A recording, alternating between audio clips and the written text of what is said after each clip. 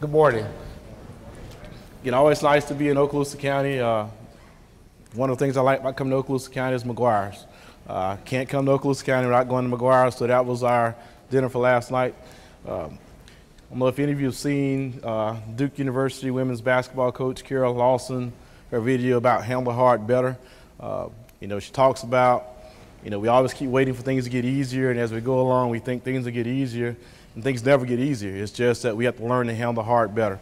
And I can tell you, transitioning from an associate executive director in ENC to where I'm only responsible for one department to being executive director, every day is handle hard better, because it seems like every day there's a different challenge that awaits me. I'm not a little different than my typical speech where I normally talk about eligibility and compliance. I'm leaving that to those guys. All right. Good morning, everyone. As Mr. Damon said, my name is Scott Jamison. I'm with the FHSA in the capacity of my new role, Associate Executive Director of Athletics. I was in eligibility and compliance for about 4.5 years, and prior to that I was at the collegiate level for 12 years. So I'm very excited about my new role. For today, Mr. Harris and I have sort of switched back. We're so used to giving these presentations. I'm going to do eligibility and compliance today. We could probably each do these in our sleep at this point, so we want to make sure as we're transitioning and finishing up one year and getting into the next year, we're getting you guys all the information that you need as we continue to go forward. Echoing what Mr. Damon said, my goal in this I know it's big shoes to fill. I understand the enormity of the role and how important the role is at the FHSAA. And I want to make sure that our staff is accessible. I want to make sure if you guys have something that you just need to get off your chest or you want to call, that we're there for you guys, and we're there to speak to you, we're there to hear you out, and that we are really communicating with you guys and not having it be one way. We want it to be a two-way street. The students come first, period. None of us are here if it's not for the students. And they have a very finite time that they're in high school or participating in athletics. And we want that experience to be as good as humanly possible. Again, I remember talking to my grandfather when he was in his 80s, and he could still remember stuff from when he played at Bradenton High School and played all 3 sports. He remembered all of it. He could still talk about that kind of stuff. So that's how important it is to the students, and so that is why it's important to me, why it's going to be important to the staff that I have, and I'm going to reiterate that with them. And again, if you have any issues, call me. I will talk to you. We'll get it all figured out, okay? So again, I just appreciate you all being here and doing what you do for the students. You guys are on the front lines, and we can't thank you enough for what you do. We want to facilitate that. We want to make your jobs easier. We want to make the student experience better, and that's why we're there. So hopefully we can all work together to make that better for the students. So what I'm going to go through here, typically I have a real nice PowerPoint with all sorts of information on it. I'll relay that to you guys. I'm going to give you some resources. There'll be some good places to find stuff. I know we have ADs and principals and coaches. There'll be a little bit for everybody in here. I think the most important thing is if you're sitting there and you're a coach and you're saying, oh, I don't need to hear about international students or non-traditional students, the AD takes care of that. Well, the AD may rely on you to make sure you're letting them know, hey, we have a couple homeschool students who came out to football tryouts or basketball tryouts or softball tryouts, and you may need to be able to communicate that. So making sure you have that open line of communication with your athletic director if you're a coach, so stuff doesn't slip through the cracks. Every step of the way, I think it's important that you guys you do have that relationship to where, because we see that happen, unfortunately. We had, and I'll get into it here a little bit, but we had a school last year that had to forfeit 20 baseball games because they had a kid and the coach didn't communicate with the AD the fact that they were an international student. The kid played, they had to appeal at the end of the year and found out that he had been playing ineligible the whole year. They had to forfeit 20 games. Same thing with soccer. They had a kid who was at another public school playing for their public school, never communicated with the AD. They end up having to forfeit out of the playoffs, and they were the #1 ranked team. That really stinks for all those kids who played that whole season, and there was just a little bit of due diligence wasn't done. And it was very easy to catch. It was very easy to have figured that one out and told the kid, hey, you can't play for us. But there was no checks and balances there, and so unfortunately, 15 or 16 kids had to suffer because of the mistakes that were made. And again, it was a mistake, but it was one that could have very, very easily been caught. Some of the things that I'm going to review here today, I do have my little slideshow up here, so if you see me looking down, I'm just looking at my computer, making sure I don't miss anything. We are going to talk about non-traditional students, foreign-born students.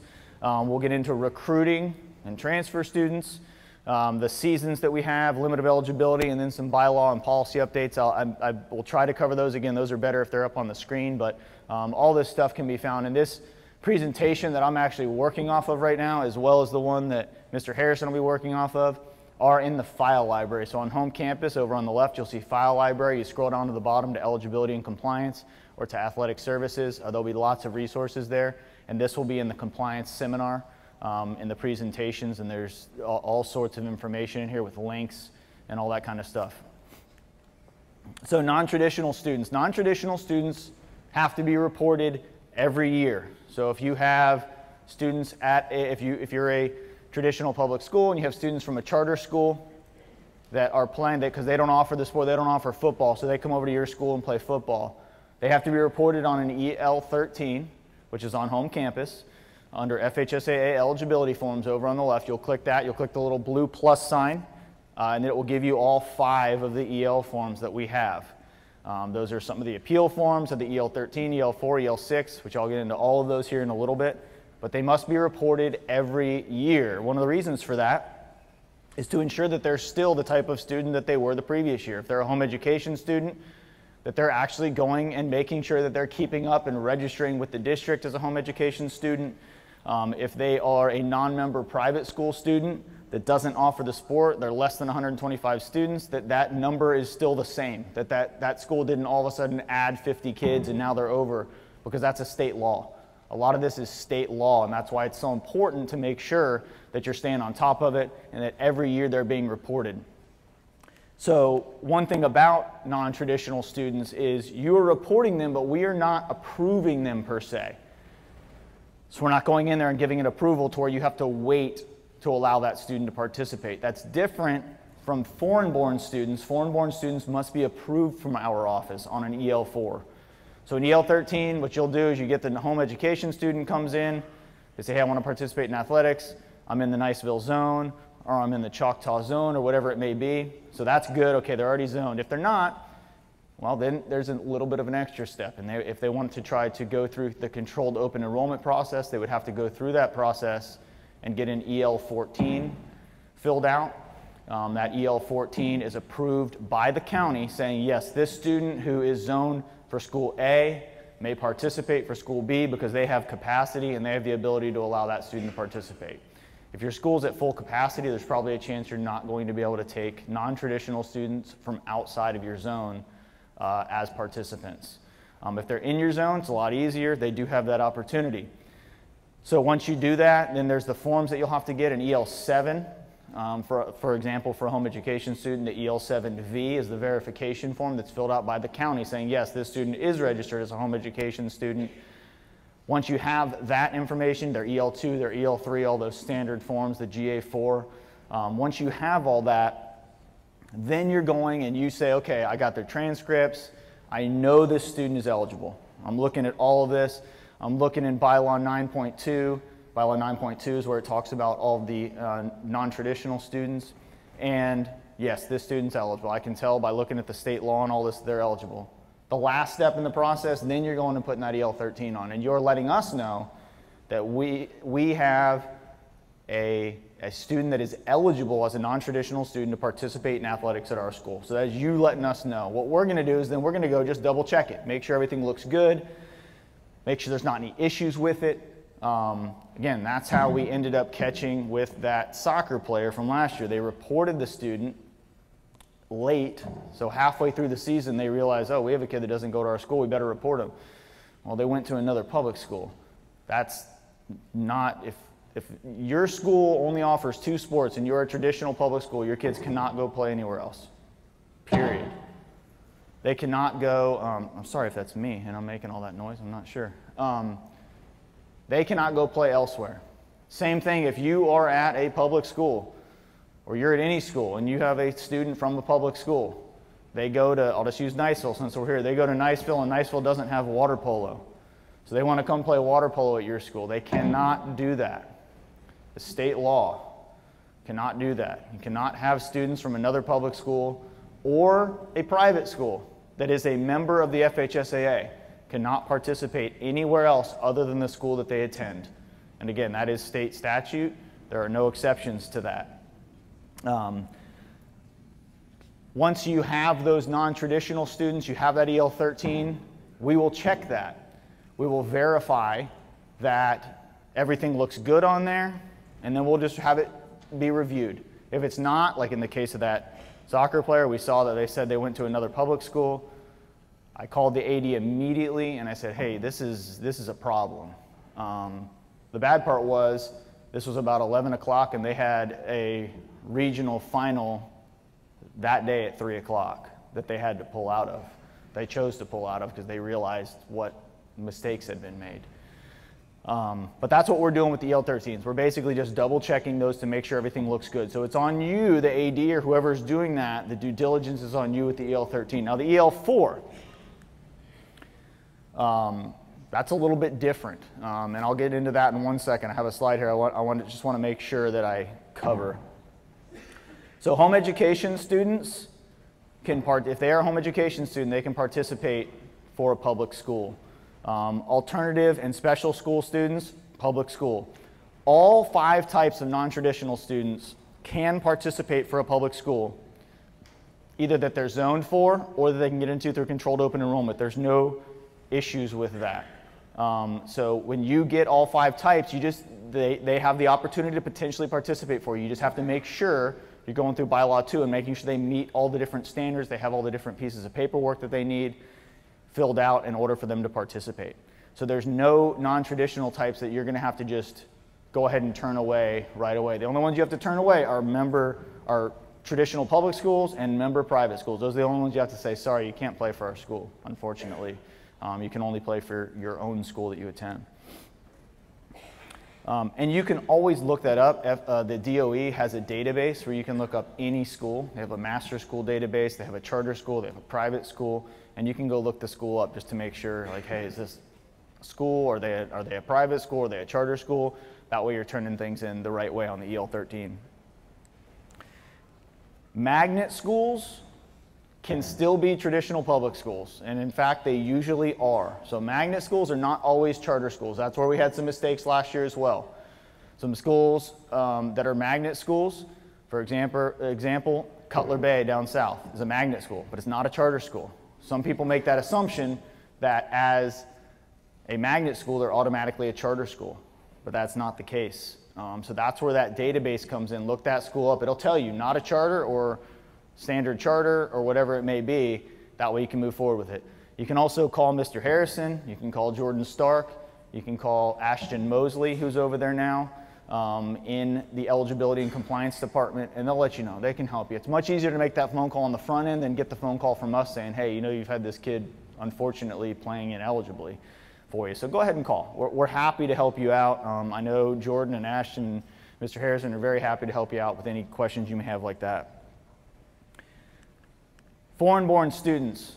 If you have foreign-born students, the only way to really ensure or check to see if you have foreign-born students is to check birth certificates. There's not really another way. When you're in home campus and you're entering the students, it asks you for their country of citizenship on there. So you're going to have to check in some way to see if they are a foreign-born student or not. If they are, and you see that they have a birth certificate from China or Venezuela or Italy or wherever it may be, your next step is you need to find out what type of visa they're on, or if they're an immigrant student, or if they are here with their parents on a dependent visa. We have 3 different types. We have youth exchange students.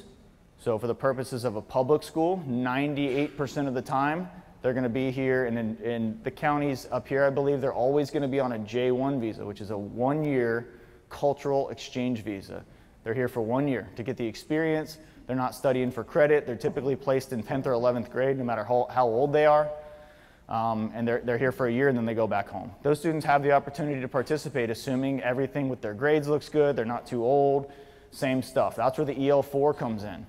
So when you get that foreign-born student, again, we have lots of resources in the file library. I would highly encourage you, if you end up getting a foreign-born student that comes in, checking that out, or just going ahead and giving eligibility and compliance a call if you're not sure, if you haven't had a ton before.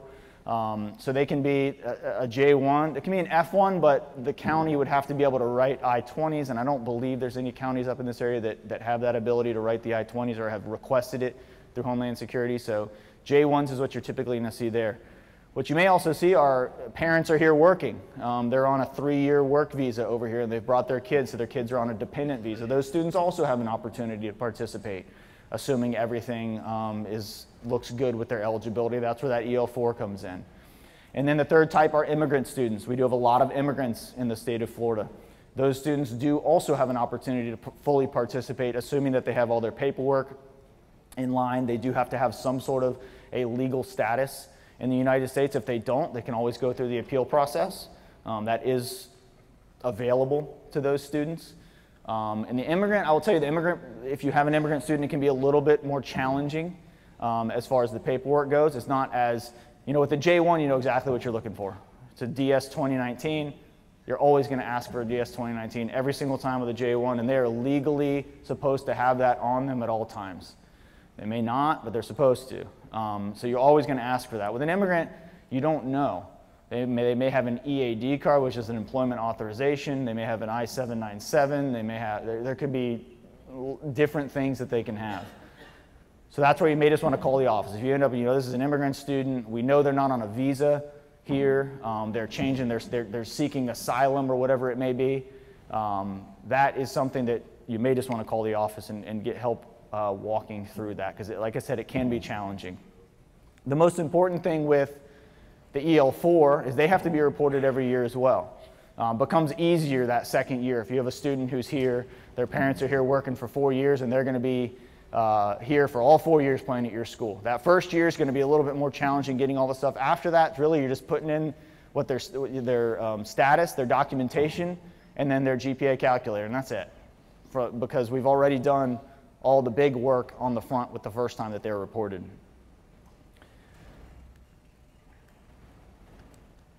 Let's see here. So there are some exceptions if you get a student who's born outside of the United States, but they have U.S. citizenship. You're not having to report those. If they are a permanent U.S. permanent resident and they'll have a permanent residency card, you don't have to report those students either. So if you start asking for paperwork and they hand you either one of those, a green card or a permanent residency card, you don't have to worry about it. If they have also completed the 8th grade or earlier in the United States and they've been living for at least 2 years with their legal guardian and they have a valid status, so they're here on some sort of a dependent visa, then they don't have to be reported either. So I know this is a lot of information, so this is available in this slide. It's all in that slideshow. I'd highly recommend in the file library going to that. So foreign-born students, the difference, like I said earlier, the difference between the EL13 for non-traditional and the EL4 is the EL4 has to be approved. Those can take up to 10 business days. So keep that in mind when you're reporting those students. It can take 10 business days to get to those. We get hundreds and hundreds, and with the EL13s, we get thousands of them at the beginning of the year. So it does take some time to work through those. The EL4s take a little bit longer to work through because there's a little bit more to it. So make sure you're keeping that in mind if you're reporting the student the day before a football game and it's your kicker or it's, a running back that just came out. They may not be able to play the next day. We may not get to it in 24 hours. So just keep that in mind when you're reporting. It can take up to 10 business days on those.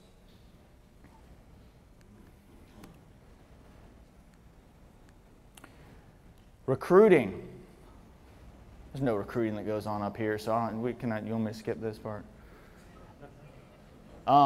Intent versus perception. That's the slide that I have here that goes up on the screen. Intent versus perception.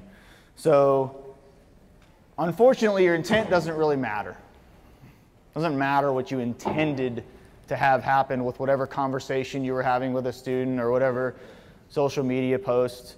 It's the perception from that student, it's the perception from our office of what was going on with that. So in other words, you may intend, hey, I wasn't trying to pressure, urge, or entice, but, well, That's not really what it says. Even if that was your intent, you didn't want to become, well, now that 5-star quarterback shows up on your campus, the perception is that you were recruiting that student. So please keep that in mind. You may think that what you're doing is not recruiting, but if it's being perceived as recruiting, it doesn't necessarily matter what your intent was.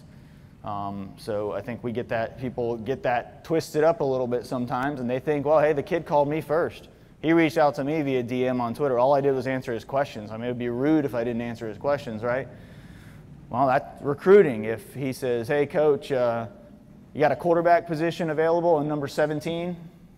Yeah, we have that. Yeah, no problem. That can be considered recruiting. Even though they reached out, you didn't even know the kid existed until they reached out to you. You had no clue who they were. They're from Illinois. Yeah, I don't know who this person is. Still considered recruiting if you respond in a way that could entice that kid to come to the school. So just keep that in mind. If they're not your student, that should really be the first question you ask. If you have somebody come up to you and start asking you questions about your sport, do you go to my school? Do you go to the school? Do you go to Niceville? Do you go to Choctaw? Do you go to, Fort Walton, wherever it may be? No, I go to a private school now, but I'm looking for a new school. All right, well, tell you what, go talk to our admissions department, go ahead and get enrolled in our school if that's what you want to do, and then I'm happy to talk to you. But until then, I can't talk to you about sports. Can't talk to you about anything with that. That's what we recommend. Tell them, go get enrolled in our school. Once you get enrolled, we can talk football or basketball all day long. But until you're enrolled in my school, I can't have these conversations with you. Because if you end up here, you know how it is. Somebody will find out. Somebody will find out and let us know. Or that kid thinks he's coming in and he's getting 40 snaps a game on offense, and he gets 10 snaps a game on offense, and he calls our office, or the parent calls our office. That's probably 80% of the calls that we get are the students that feel that they were screwed over by the coach.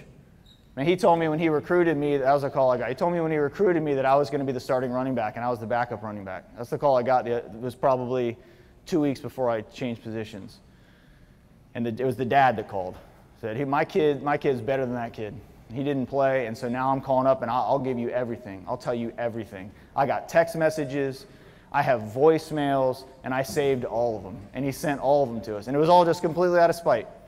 His kid didn't play as much as he thought he should have played, and so he ratted the coach out. And that was it. That's typically when we hear, is when a kid feels that they got screwed over. And they call us up and let us know what's going on. And then they usually tell us about all the other kids that got recruited. And yeah, Johnny, I got text messages from Johnny as well, and he sent them to me in Twitter DMs, and it usually does not end well. It didn't in this case for sure. There is a Policy 36 exam. How many of you have taken the Policy 36 recruiting exam in here? Raise your hands if you've taken it. Oh goodness, okay. It is mandatory. You have to take it. It's on NFHS. It is, unfortunately, you're going to have to listen to me narrating it. Thank you. Thank you. He enjoyed it. You hear that? Wow, that's the first time I've ever heard that. No, but it is a lot of really good information. And it's a lot of stuff where you're going to say, oh gosh, I didn't even think about that. But it is mandatory to take that. It's on NFHS Learn. We have a direct link to it in the file library. Under the eligibility and compliance link, you just scroll down to the bottom of the file library, click on it. It has the Policy 36 recruiting exam. Y'all need to take it. You need to take it at least once. If the information changes, you'll have to take it again. But the problem is if you get in trouble for recruiting and you haven't taken the Policy 36, now even more people are going to be in trouble with that. So we don't want to have that happen. So make sure, if you're an AD in here, all your coaches need to take it. Need to make sure they're taking that Policy 36 exam. And Policy 36.4.1 talks about the principal, the athletic director, the president of your booster club. If you have a booster club, the president of your booster club must take it because they can recruit. Your booster club president could recruit. The parents on your team can get you in trouble for recruiting. The kids on your team can get you in trouble for recruiting. I would show the athletes. Everybody needs to watch that so that they understand that recruiting is state law. There is state law in there about recruiting. So the state of Florida, the legislature is also very serious about not having that happen. We know it happens. We're not blind to that. But we want to make sure we're educating, because there are times when you think you're not recruiting. Like I said, the kid asked me a question, I just answered it, that's all I did. Could still be considered potentially recruiting. So make sure, it's called FHSA Policy on Athletic Recruiting. That's the exam. It's on NFHS Learn. Again, go to the file library, it takes you to it directly there. Transfer students. Transfer versus change in schools. So a transfer happens during the school year. Change in schools happens during the summer. So if a kid transfers in after 2 weeks at one school, they'd be considered a transfer student. If they come to your school, they finish at one school, start your school in the fall, change during the summer, that'd be considered a change in schools. Both of those now require a mandatory EL6 form. This was put in by the Representative Assembly back last October. They'll be meeting again this October, but last October they voted to put in mandatory, so it's basically a transfer tracking form. This will help alleviate a lot of issues that you may end up with. For example, first board meeting I was ever a part of. Some of you may have even heard this. Like I've told this story because it sticks out to me so much. First board meeting I was at, we had a school that came in and they'd had one of their best football seasons in history. They were a private school, and they were there because they had a kid, their starting middle linebacker and running back, that was at a public school the prior year, was alternatively placed, and was suspended from all extracurricular activities for a calendar year. So instead of accepting the placement, they withdrew, went to the private school, never said a word to the school. The school never asked any questions, started him at middle linebacker for every game. Of course, the person that turned him in waited until the end of the year when they were 10-0 to turn him in, and they ended up 0-10, forfeited every game. If a student is suspended for something at one school, they cannot transfer and just pretend that the discipline did not happen. It'd be the same thing if they came from anywhere, came from another state under disciplinary action. This EL6, they lost, by the way. They did not win their appeal. They lost their appeal. This EL6 will help, and the reason they lost their appeal, before I get into that, is because the board asked them, well, did you ask the school? And they said, no, we don't have a good relationship with that school, so we didn't reach out to them. That's not good. You're all professionals, even if you hate the person. You got to call for the sake of your team, for the sake of all the players on your team. You gotta suck up your pride a little bit and make those phone calls. This EL6 will help you avoid that. If you don't want to make a phone call, you don't want to send an email, the EL6 is through home campus. It's in the exact same place as the EL13 and EL4 and EL10 and EL11 for appeals. The EL11 is the appeal form. It's in the same spot. It's under those FHSAA eligibility forms over on the left. You click that little blue plus sign, it'll open up all of them. Click EL6. You may end up, if you get a lot of transfer students in, if you're one of those schools that everybody transfers to, you're going to end up doing a lot of EL6s. You're going to find out real quick how many transfer students you have in and where they're coming from. And when you're sending 10 to your rival school, you may start to ask some questions a little bit about that. But this EL6 will go, so it'll go directly through home campus. So you'll fill it out, you'll select the school that they came from. So if you get a kid that transferred in from Gainesville High School, it will automatically, once you select Gainesville High School, it will go to that school's athletic director. It will go to their home campus account. It will show up in red right on the front page.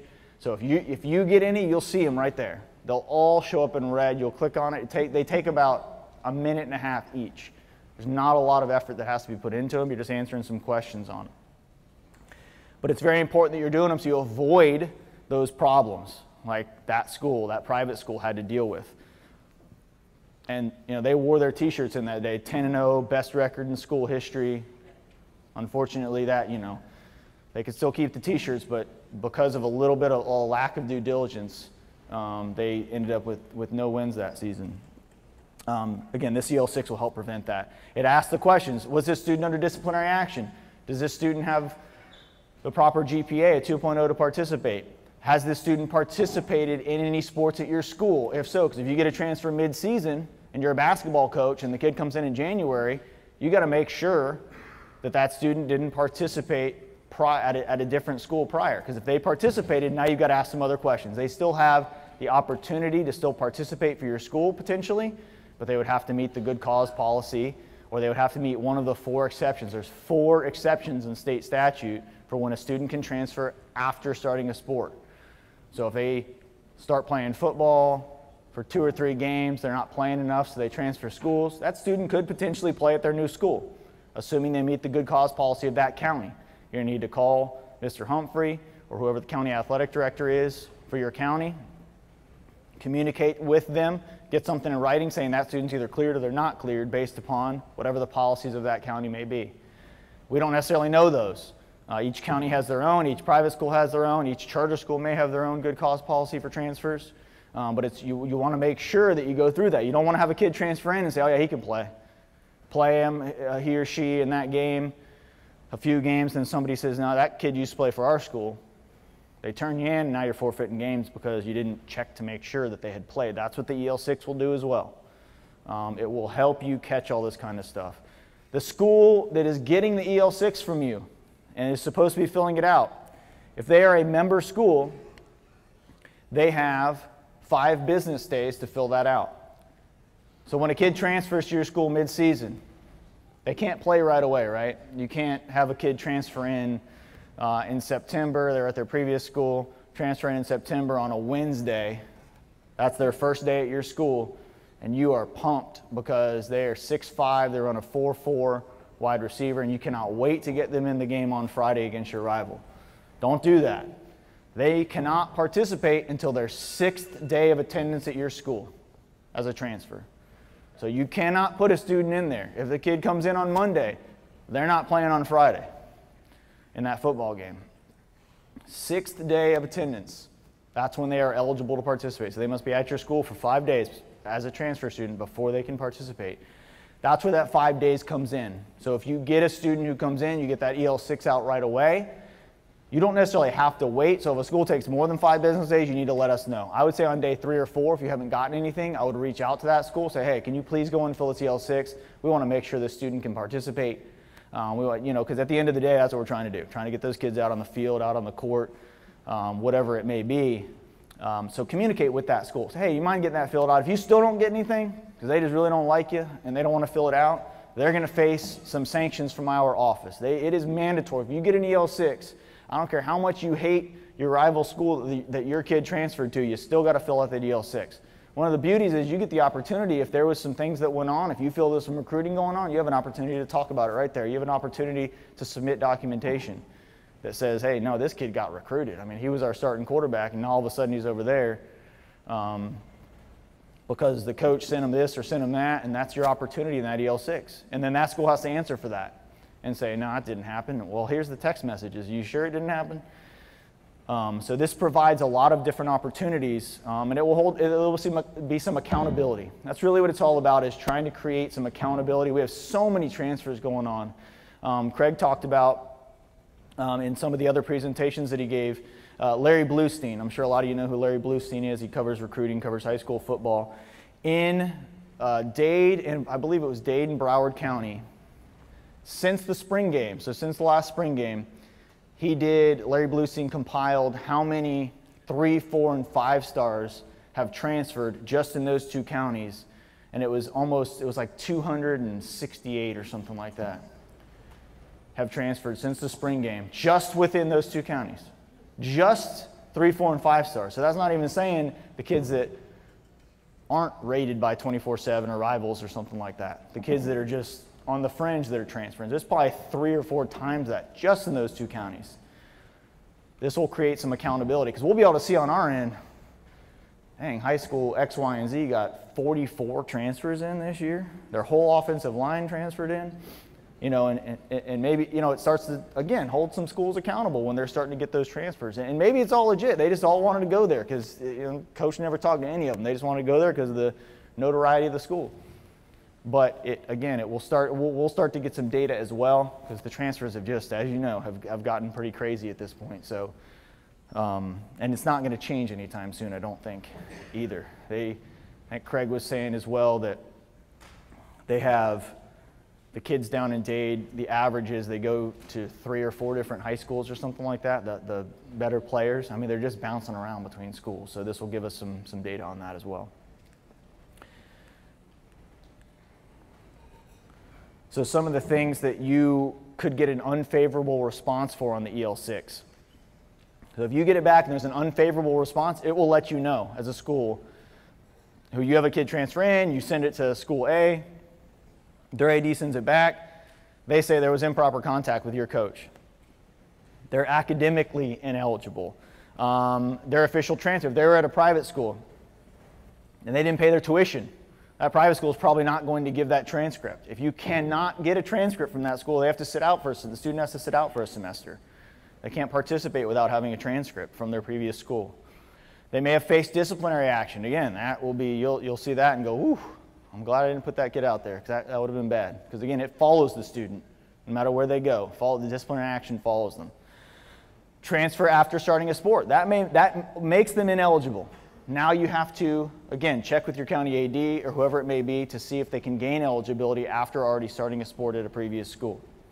And then if they're eligible for participation at all. So those are basically the 6 things that would show up. We have 3 different seasons at the FHSA. We sort of break it down into 3 different seasons. We have our sports season, off season, and summer.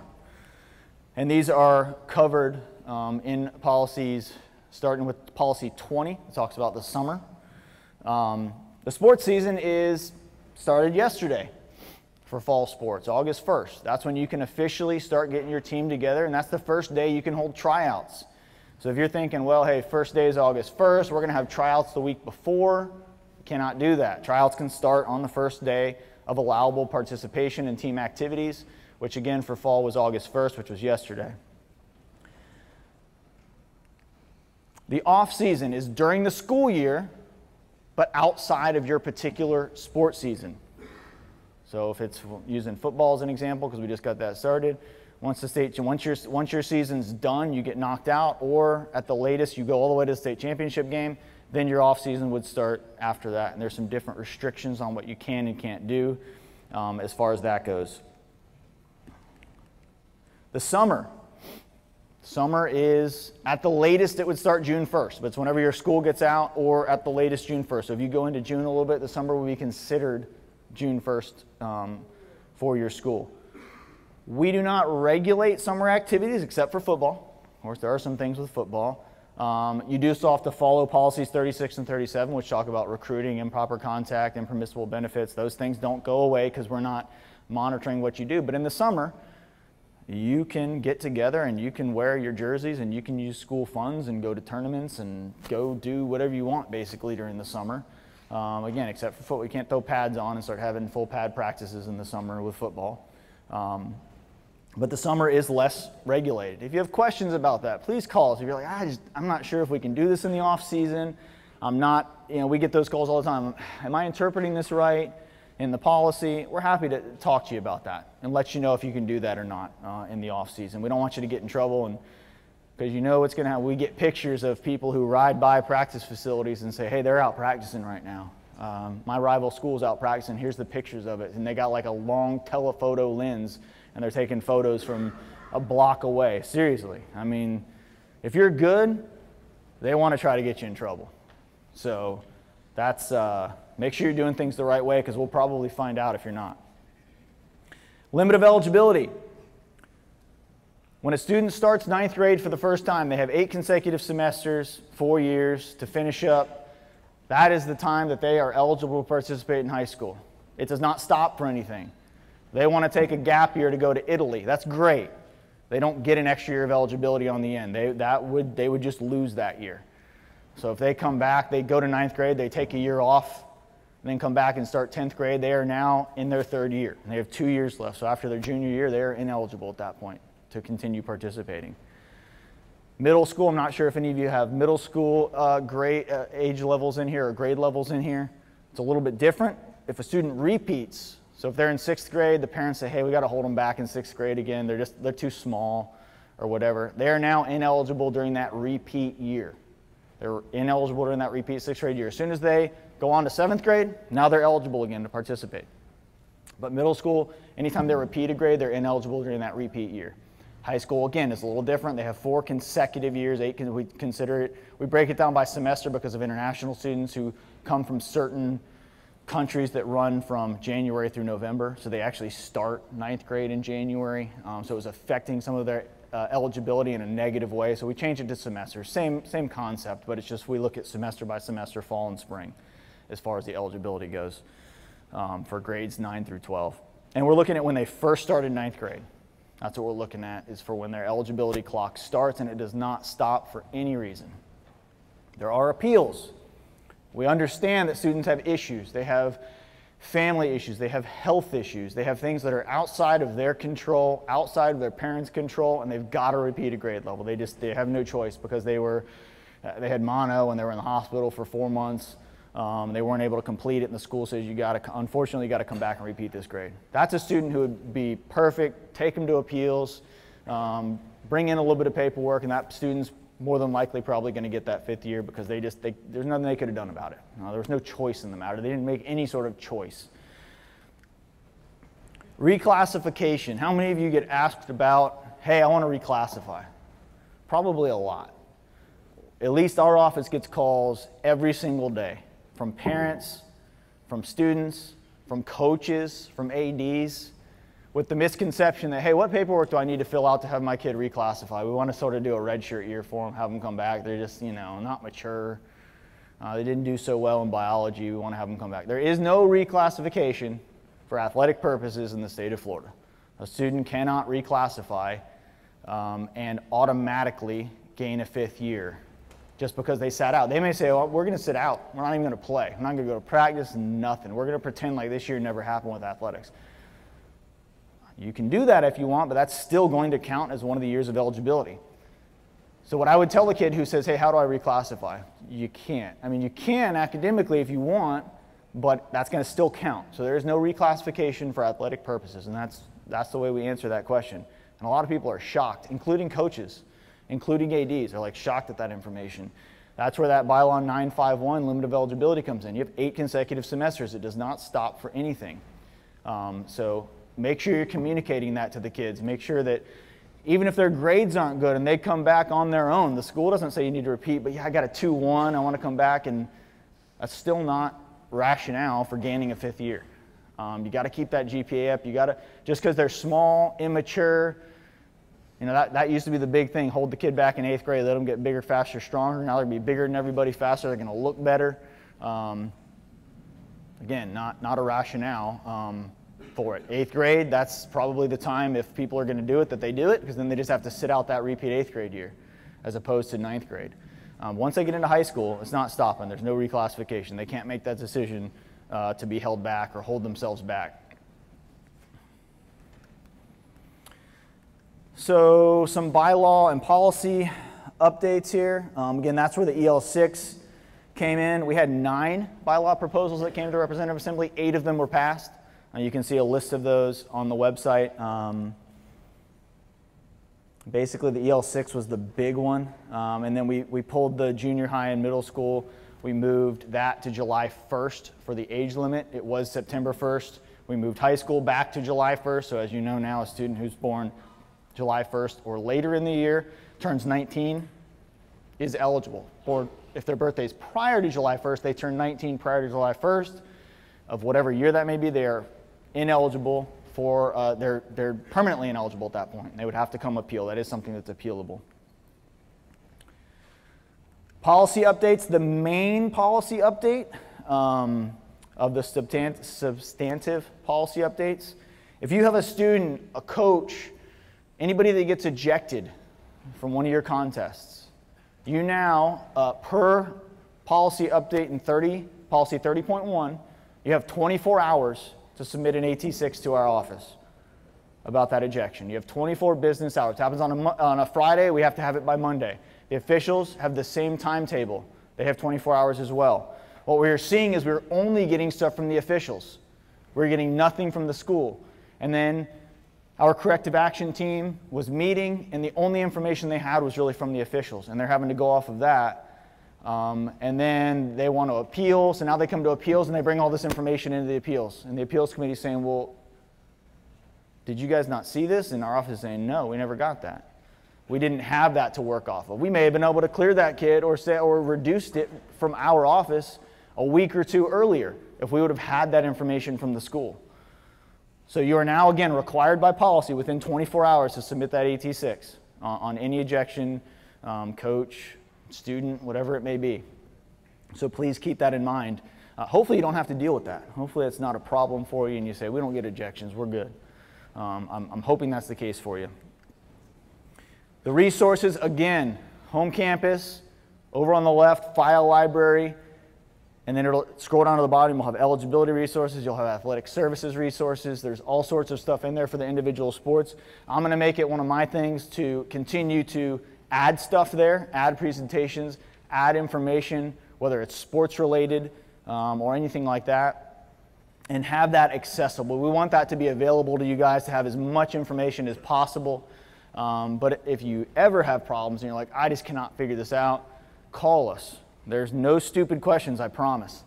The only stupid questions are the ones you don't ask and then you get in trouble because you didn't ask it. Call up and ask it. I have people, man, I know this is, you probably hear this 100 times a day, I know this is so dumb, but I said, no, it's not. It's not, if it's not dumb to you, it's not dumb to me. If it's important to you, it's important to me. And I know every time somebody calls, that's the most important thing to them at that moment. When I have a parent call, that's the most important thing to them at that moment. AD, same thing. If you're picking up the phone and taking the time to call me, it's important to you, it's going to be important to me, I promise you that. So if you call me, you're not going to get blown off. I'm not going to sit there and go, yeah, I'm going to be engaged. I'm going to be locked in to try to help you figure out whatever that issue may be. I can make you that promise. So call me up if you have any issues. I'm going to turn it over now to Mr. Harrison, and he's going to take over the athletics portion here. Good morning, everybody.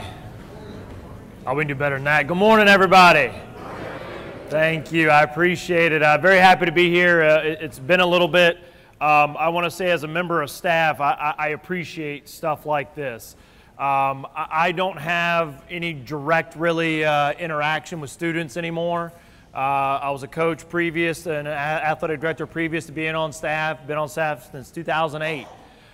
So I always enjoy kind of being with you and seeing you and all that kind of stuff. So that's very important to me to kind of do this, so I appreciate you being here.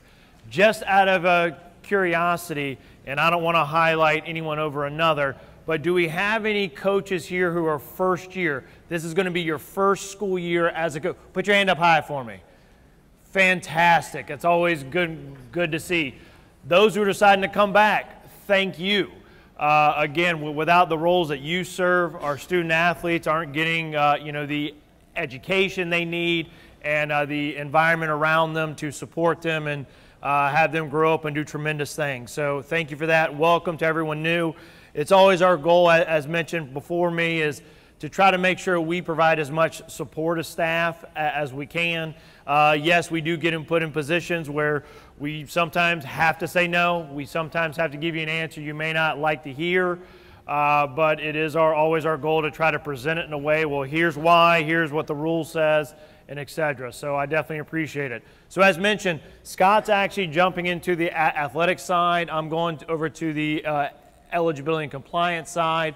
Been in athletics now since I've been on staff, so I'm interested for the challenge. But I did ask Scott if I could cover some athletic things. Kind of the things I like to do is this is what we saw last year, and here's moving forward. Of course, it'll be under Scott's direction moving forward. We're excited to see where he's going to take that. So I appreciate him taking over. You've heard the term home campus. Home campus on the athletic side and other parts of the building as well is super important. That is our way to communicate to the schools. It's an indirect way that we essentially communicate with you every single day. So the information in home campus is a vital, important piece of information that allows us to give you information. We try to send as much information to you as coaches and as ADs as we can to keep you in the know.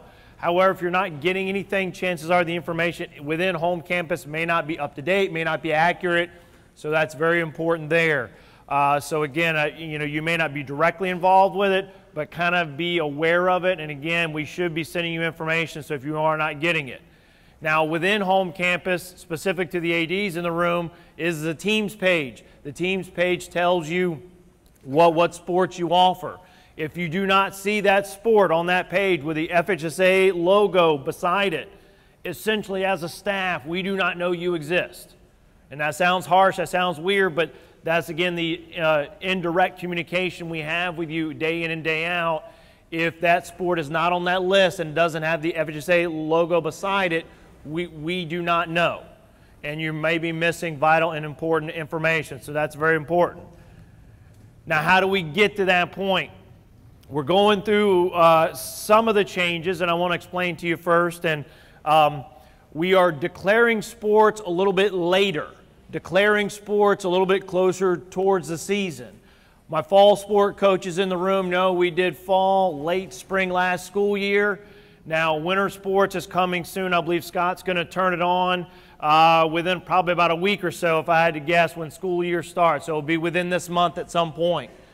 And then spring will shortly follow after that. The process will generally takes about a month. So from our end, give the schools about a week to commit, to declare what sports are going to offer. Then Scott and his crew will draw them up, put you in a class, a region, etc. And then we'll send it out, we'll correct our errors and kind of get it done. So again, that whole process for a sports season will take about a month approximately.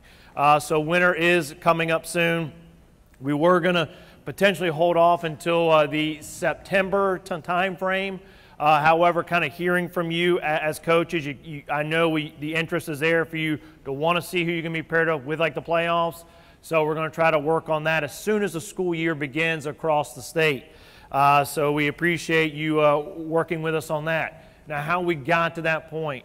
We're seeing issues where things are changing, and we don't know why. I mean, we could kind of point to a few things, but you never know specifically what it is depending on the school. But we're seeing a lot of changes in what schools can offer in teams.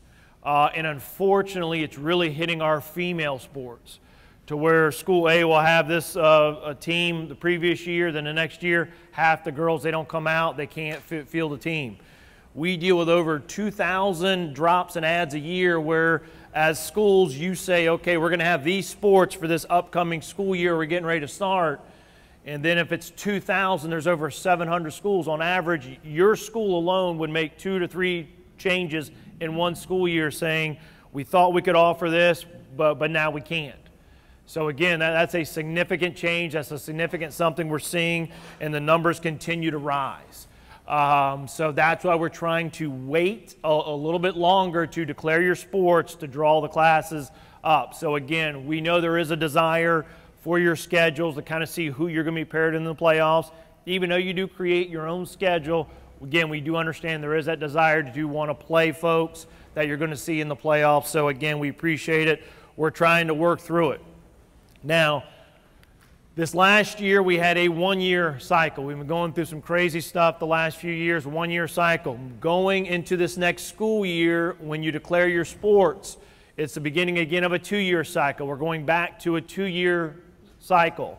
So that's something we're hopefully to get back to norm, a little settle in than again what we've had the last few years. So we're excited for that. So again, we're going back to a 2-year cycle. I did want to kind of reiterate that, because we've had some changes over the last few years and kind of had to adapt on the fly. I'm sure you've heard at this point the sport of football had a significant change, what I would call, in how they put schools into a class. There's now a metro, suburban, and a rural division. That currently is only for the sport of football. I say currently because you never know through committees. I'll kind of highlight committees here in a little bit, what could happen in the future. But moving into this school year, that's the one that's there. So essentially you're paired up with other schools in a similar type community you're in than student enrollment. It used to be student enrollment only, and then we put you in a class in a region based on geography. But now it's with football, it's venturing into a process where, okay, let's look at your surrounding county. And then put you into the same class there and then divide you into student enrollment. So what you probably saw there, the football folks or non-football folks, just to try to kind of highlight what happened. So what that did is when you do the surrounding area first, So you're not doing student enrollment first, you're doing the surrounding county, so your student enrollment gaps kind of grew some.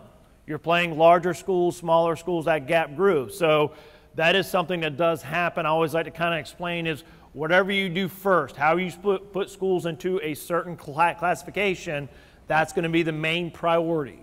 You know, gotten some calls saying, well, can you break us up in metro, suburban, and rural, and then also do it by student enrollment being the same way? Then we'd have 20 classes. You know, so there's really not a way to do that. So again, I'd just like to explain that. Again, the other sports are done by student enrollment. There are some rural schools in this county. The rural division for those team sports is still in effect as well.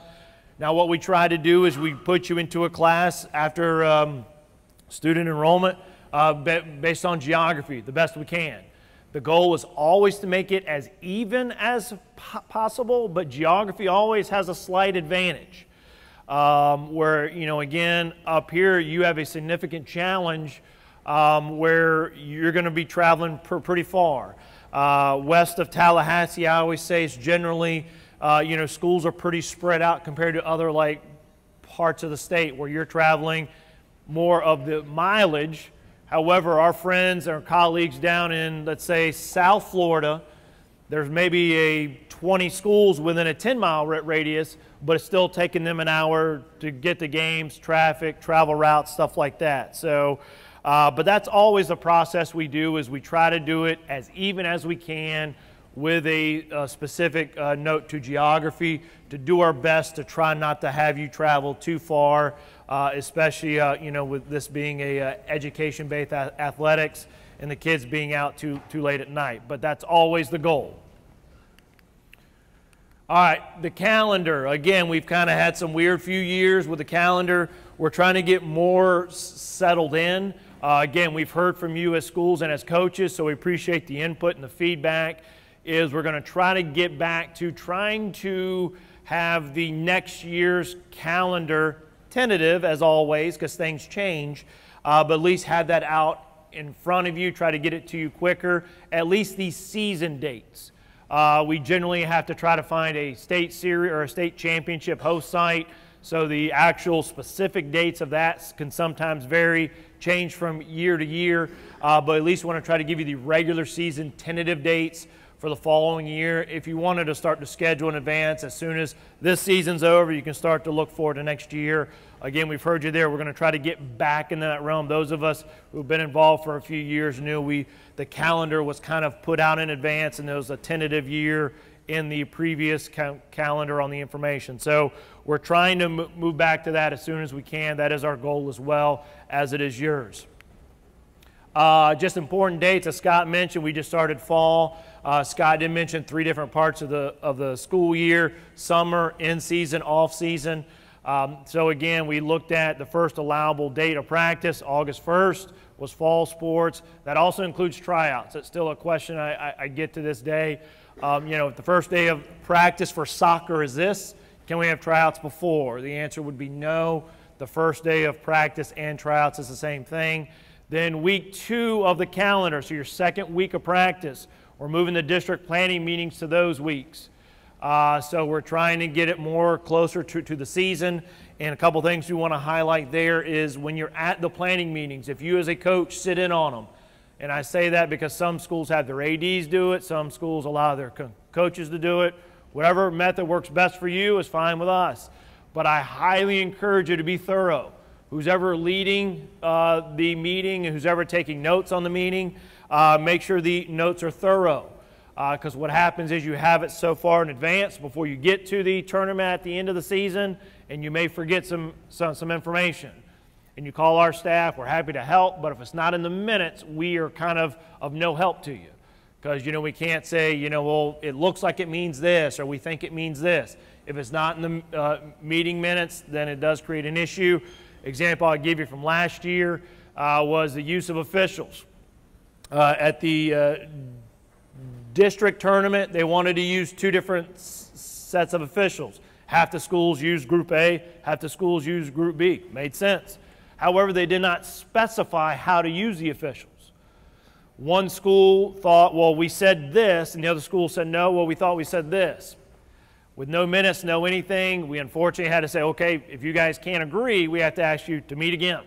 So they got on the phone, they met again, they came to an agreement. So while it got resolved, it kind of added a unnecessary step to your already busy everyday lives, to do that. So again, just kind of highlight district planning meetings are moving closer to the season, and just make sure your minutes are as detailed as you can possibly keep them.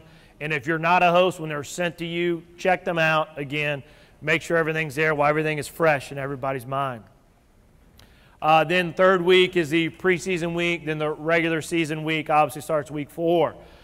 Just some things there before you get to the regular season. Contracts. They're tedious. Now those of us, again, who remember the days of you would type them up, print them up, sit at the fax machine and put them in the fax machine for like 2 hours, just feeding faxes, have a list of all the school fax numbers and just feeding them through, waiting for them to come back. Now it's at least online, but make sure you have that done.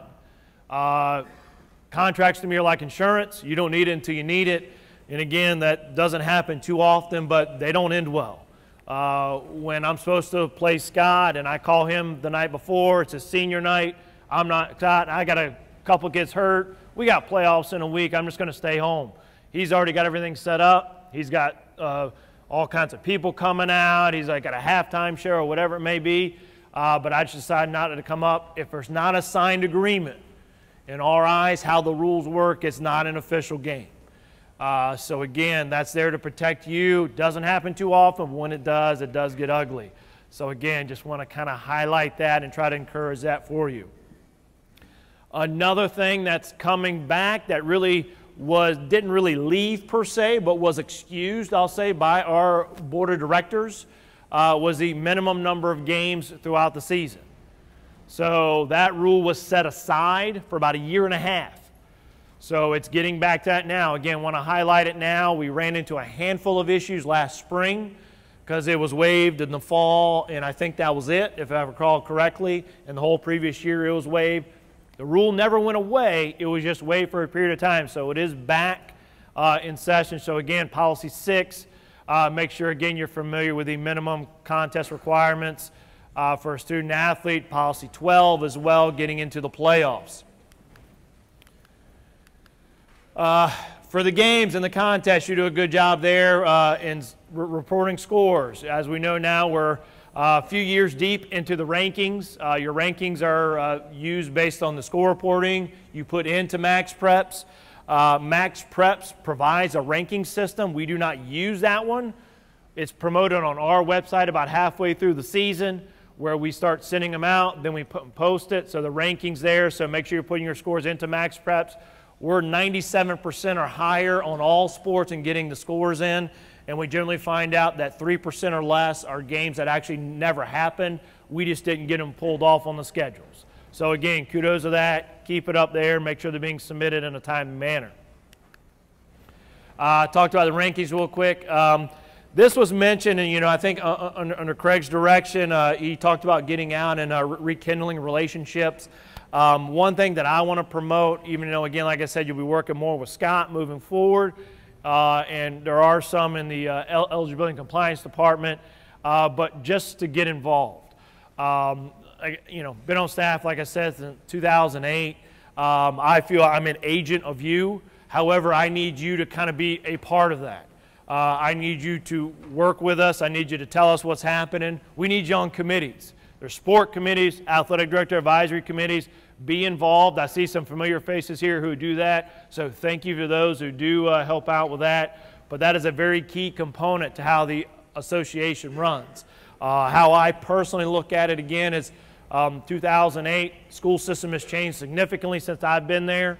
So we rely on you heavily going through it day in and day out at those meetings, on those committees, being involved. So if you see an opening, whatever it may be, please put in for it. We're always looking for help and kind of do this, because to me, when I see the words Florida High School Athletic Association or FHSAA, that is a we. As mentioned earlier, Craig said, without the schools, the association does not exist, and that's accurate.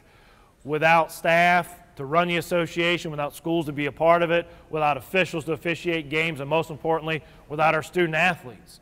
So it has to be a we effort. We all serve different roles, but again, I'm excited to be a part of this team. So again, reach out to us. We're always here to help out. One of the last things I do want to cover, again, it's taking over in Scott's role. He did mention this, but the sportsmanship aspect. Seen some concerns there. Scott did mention that the corrective action team that meets, they do look for information from you. You know, it's kind of been an informal procedure and process where schools can submit stuff. So we appreciate those who did that, but video helps out. All the information you can provide helps out. So again, work with the corrective action team.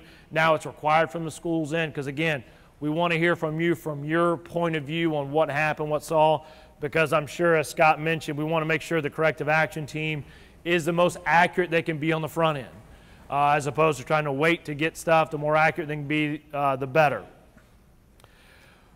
But what's happening is things seem to be getting worse. The severity of the sportsmanship issue seems to be getting worse.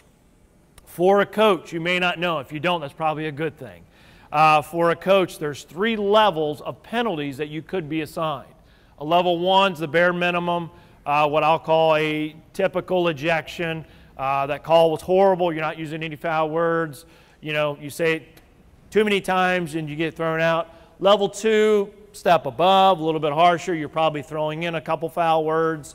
And then you have the level 3. The level 3 is the most severe. We saw more level 3s this year from the coach's side than we did in the 10 years previous combined. And unfortunately, the biggest one there we see that has increased is physical contact with an official. It's scary. Now, we're lucky in Florida so far that we haven't seen the clips you see on the internet where, you know, an official, I'll say, is getting attacked. We have not had an attack on an official yet. We almost had one. The plate umpire was going away from the assistant coach, and the assistant coach charged after the plate umpire, and the field umpire saw it and was able to kind of grab him and hold him before he got to him. But that coach was almost to full speed. Actually tore his ACL going after the umpire. Karma, I guess. But and the weirdest thing is, you know, and again, I'm purposely not telling you the school. I'm not telling you the area, because it could happen anywhere. But the reason that coach got upset is because there was a fan in the stands that kept, like, giving it to the umpire. And you could hear it on video clear as day, just giving it to him. The umpire said, okay, timeout, home team, coach, I need that fan gone. Now, the visiting team, it was a visiting fan, and it was a visiting team's assistant coach. He came up to the umpire, hey, what's going to happen and what can I do? And the umpire said, look, the fan's doing too much. I got the home team. We're going to get the fan. The assistant coach, again, all this is caught on video. So unless there's a history somewhere, but the assistant coach just went ballistic. And it didn't even involve a call on the field. It was one of the strangest things I ever seen. But it's just something we're seeing an increase of. It is a concern. So we're calling on you to see what all can we do to help. We're here to assist. You know, what all can we do to turn this around? You know, as adults, you know, we want to lead by example. And I'm saying this in front of you today. Craig already came back in. Better if he's out in the hallway so he didn't hear this probably. But former coach, like I mentioned, I was thrown out of a high school game. Summer leagues as well. But I was thrown out of a high school game, and I acted inappropriate. I was immature. It helped me grow and learn, so I don't regret that it happened. I wish it did not. But it did happen. So I'm not saying in front of you saying, well, you know, here I am doing this. I've been in your shoes. And I've made mistakes and I got excited. So, but I don't know what's happening. I don't know if it's the pressure on you as a coach. I don't know, it's a pressure being put on potentially by parents. And we see an increase in that. And I will tell you to try to relieve some of your stress. The parents that probably give you a hard time are the same ones that call us. I'm on the phone with many parents. Since today is August 2nd, so probably by Thursday, and now it's actually going to fall on Scott now. So on Thursday, Scott's going to get calls from kids who were cut from teams, unfortunately. JV team, hopefully you don't cut at that level. There's some schools that do, just because of the sheer number of athletes.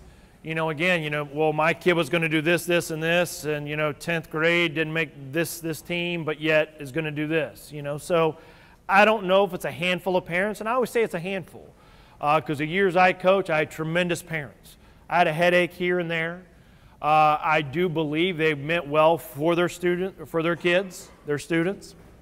I gave them the benefit of the doubt, and maybe they were trying to figure it out, and they had stress outside of that they didn't know how to work with maybe, but something has got to change. We got to get a hold of high school athletics again and remember why we're here. So what all can we do to help as staff? What all can we provide you as coaches? Is it a lot of pressure being put on you by the parents? How can we help alleviate that? How can we work together? And it's trickling down to the officials. To where, I almost wish we did in the last few years saying, hey, we have a shortage of officials, because that seems to be something that's understood and common now. He's been saying for years we have a shortage of officials. We do have a problem. We had 2 fewer groups in spring sports up in this area. Again, west of Tallahassee. One was in Panama City Beach. And the other one was kind of near the Holmes County area. So a tad to our east here today as we speak.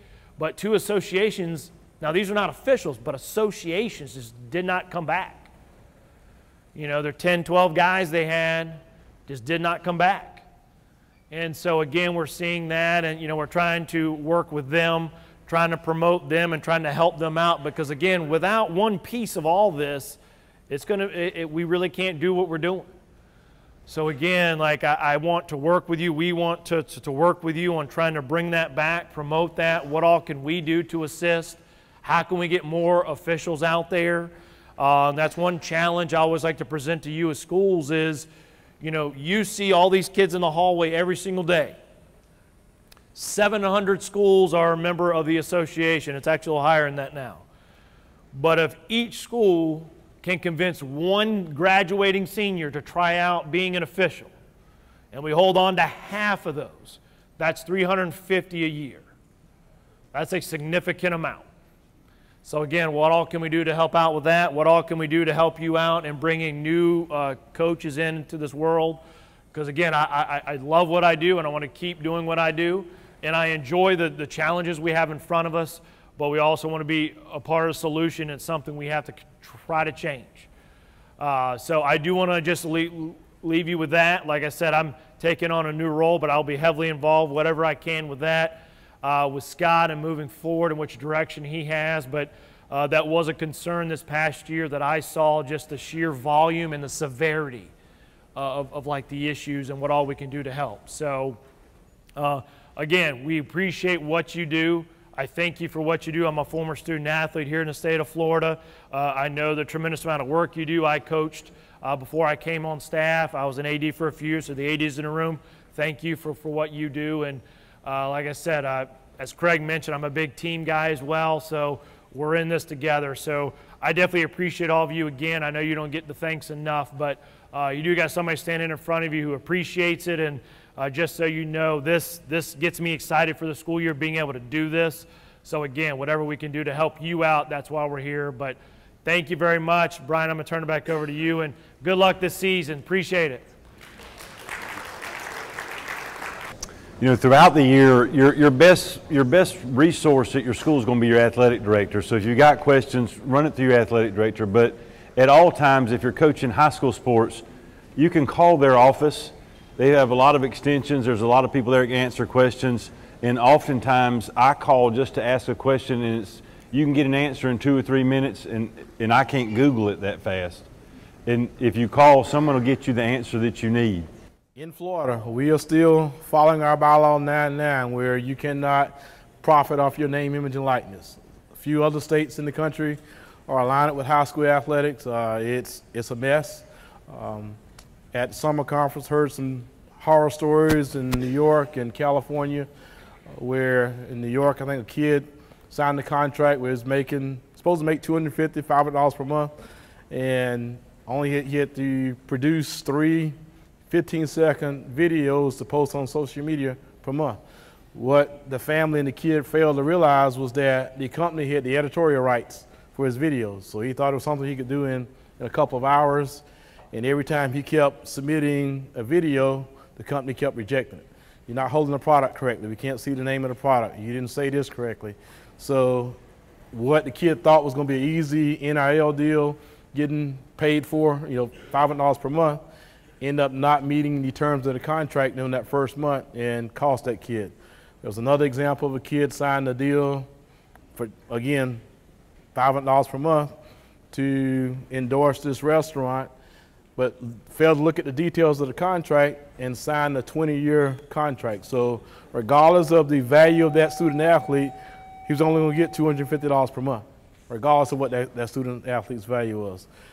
California shared, there's a quarterback, junior year last year, signed a $9.5 million NIL deal. And that basically sums up to about $14,000 every time that kid posts something on social media. Fulfilled the terms of his contract, and supposedly that kid is coming to the state of Florida this year to play football here. Had a conversation with the school, and the kid's contract is up. It's not pursuing the contract until football season's over with. Last week I learned something interesting too, is that for kids need to be careful, because if you go into Division II school, I went to Division II school, and it wasn't a full ride, it was a full need scholarship. You filled out your financial aid and you saw what you qualified for from a financial aid standpoint. But if you're doing an NIL deal, now you have income.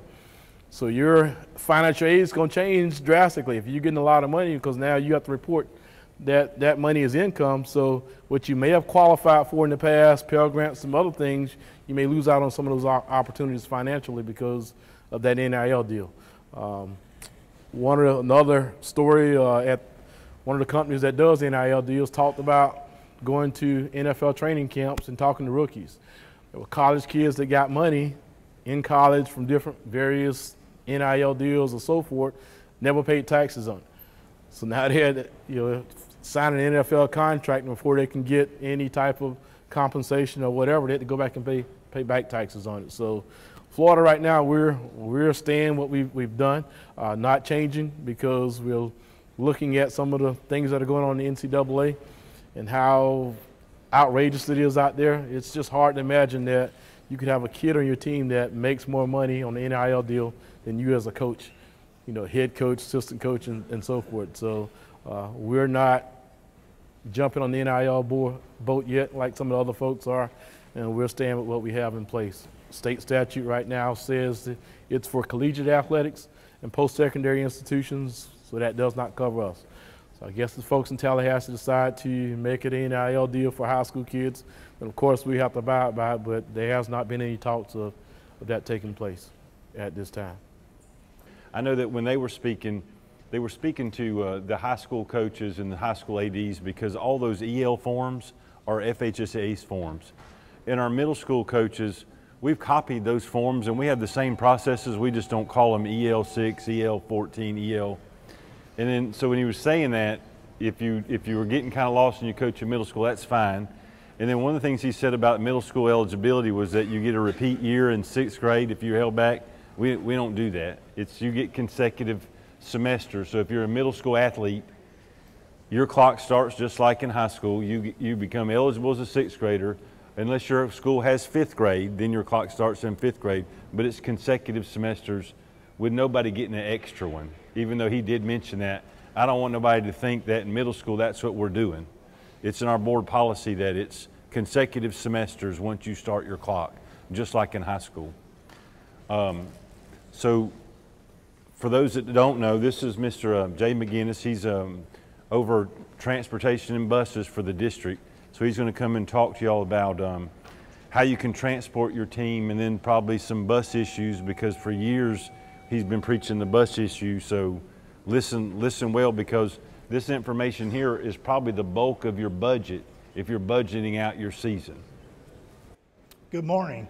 I'm Jay McInnes, and I work in the transportation department with the school district, and we're the ones that provide the busing and the solutions for y'all to get to where you go. And I'm just going to talk a few minutes this morning about the 4 or 5 options that we have for y'all to get transported to your games, activities, camps, and things like that. I think all of you have this technical assistance paper here that Mr. Humphreys gave you. So I'm just going to go down the list here and kind of briefly describe these. And when I get done, if you have questions about any one of the options, just please feel free to ask me, and I'll try to do my best to answer your questions. I know the last thing that y'all as coaches want to do is worry about your transportation. You worry about your team and the games you're playing and all that, and I understand that. We try to be as accommodating as we can and to meet y'all's goals. I was a coach at one time in this district years ago in the late 80s, so I understand that. And I support athletics and all across the board. So it's not that we don't want to help you. We are trying our best to help you with what resources we have. So I know that all of y'all have been very gracious and understanding in that over the last few years especially, and I do appreciate that. So the first one here, the first option is basically just traveling with a bus with one of our bus drivers. That's what most everybody does. You just submit your form through your staff, and it comes to transportation, and we come and pick you up at your time that you have on there, or we adjust the time. So that's the first option. The second option is if you get a bus and one of you drives it with a license, or maybe a teacher at the school drives it if they have a certified license through our department. That's the second option that a lot of y'all are doing nowadays, especially the last couple of years. You're getting our buses and y'all are driving it yourselves. So that's that option there. And if you want to know how to do that, then you can get with us and we can go through the training with you. We provide free training for any coach out there. Our staff will train you and get you ready to drive a bus. If you are new to this district and you have not done that before and want to do that, please contact our office. We'll put you in touch with our CDL trainer, Bob Martin, and we will get you started in that process. The third option here is a one-way trip. If, let's say, Coach Hensley's softball team needs to go to Crestview one day, and he's playing at 4 o'clock and he wants a one-way trip, and the parents are going to bring him back that night or something, he could request a one-way trip, and we would take his team up there, and then his parents or whatever transportation he has provided would bring them back. And the reason we do one way in county only is because if we got up there and something happened, that it became a tornado or a rainstorm and he's playing softball, well, we can get a bus to him because we have buses in the north end of the county, a bus shop there, central and south. So anywhere in this county, we can get a bus to you within 10 or 15 minutes if an emergency came up. And that's why we do one-way trips for in-county only. So that's an option if you want to do that. Then if we go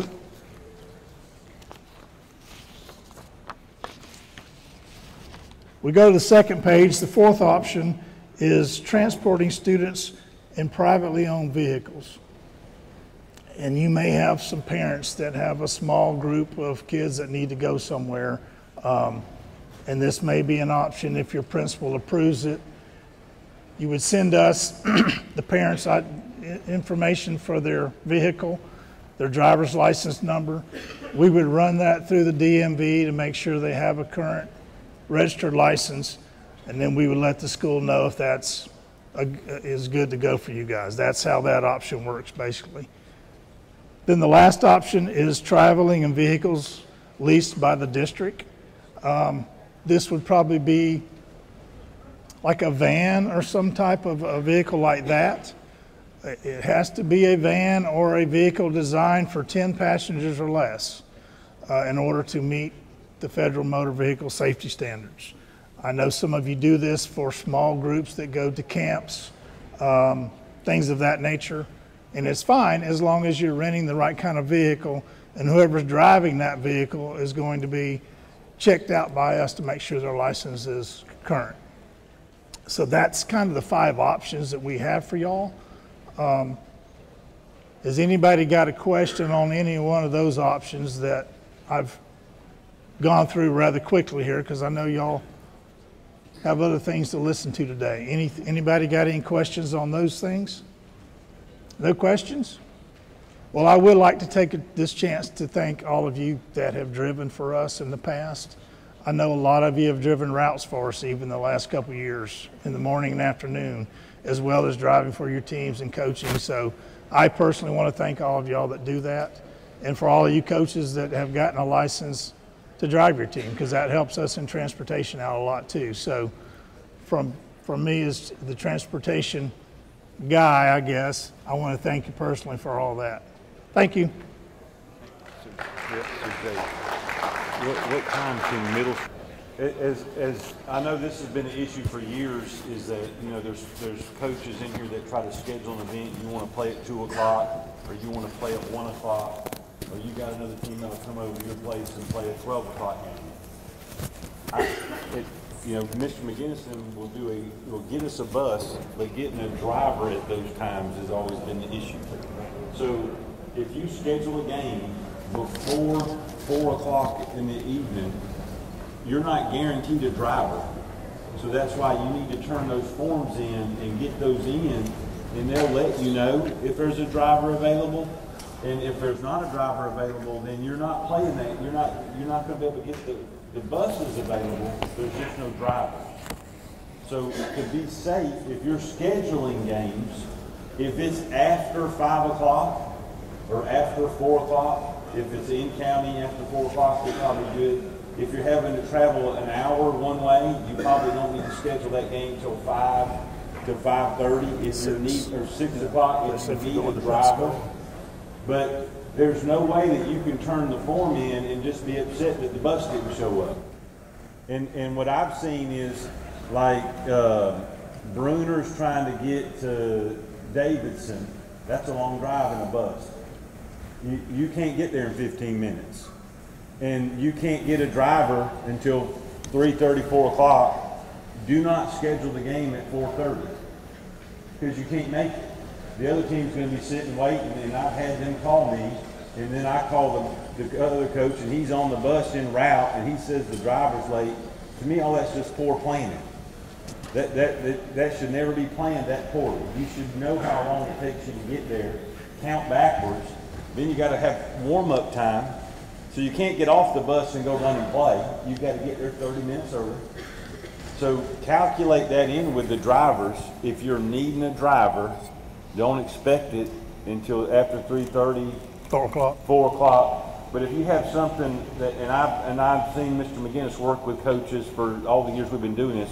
If you have a special circumstance, the best thing to do is call and discuss it with him. He'll try to help you, but he can't cover everybody. So that's why if you're needing that driver, make sure it's after 4 o'clock. Yep. Okay. Yeah. Thank you. Going forward, our county just switched over to a new computer system it's called Focus. And in Focus, there's going to be components that middle school and high school are going to be able to use in the future. Right now, those components are not readily available, but I've heard that Focus is even going to work with home campus, and when high school is working with these forms, all that data is going to be in Focus. The same with middle school. But when school starts in August, the Focus program may have kinks in it. So when y'all go back to school, if you're using the Focus thing, just understand there's kinks. Like there was an email sent out yesterday that some of the GPAs were not correct. So if you're checking GPAs, y'all manually check those and be very thorough before you make any statements, because when we go back to school, everybody's going to try to be using Focus, but just understand that when you see something, if you question it, shoot me an email and I'll get it to the computer people, and we'll follow up and make sure that information is accurate. Because like I said, some of the high school GPAs were not accurate as of yesterday when they transferred over. So just know that the focus thing is going to be new, and that's going to be for everybody. All right, so we're going to go over some things on conflict of interest and some things that you really need to be aware of, because as a coach, if you're not aware of them, things like this can get you in a lot of trouble. And it seems like every year that we go over it, you would think that just everybody would just start conforming, but that's not the way it happens. Even though we go over it, we always have one of those oh no moments throughout the year where a coach has done something, and we're always like, it leaves you scratching your head. So here to go over some of these conflict of interest questions and things that you really need to know if you're going to be coaching to keep you out of trouble so that you can coach for at least 30 years is our school board attorney, Mr. McGinnis. Good morning. Brian has asked me to join you a little while this morning to talk about Title IX, and then to talk about some conflict of interest scenarios. And I want to close this morning by just briefly letting you know about the Supreme Court case that came out in, I think, June of this year that dealt with a coach and praying on a football field. And I just want to give you the scenario from the court so that you understand what that opinion said and what it did not say.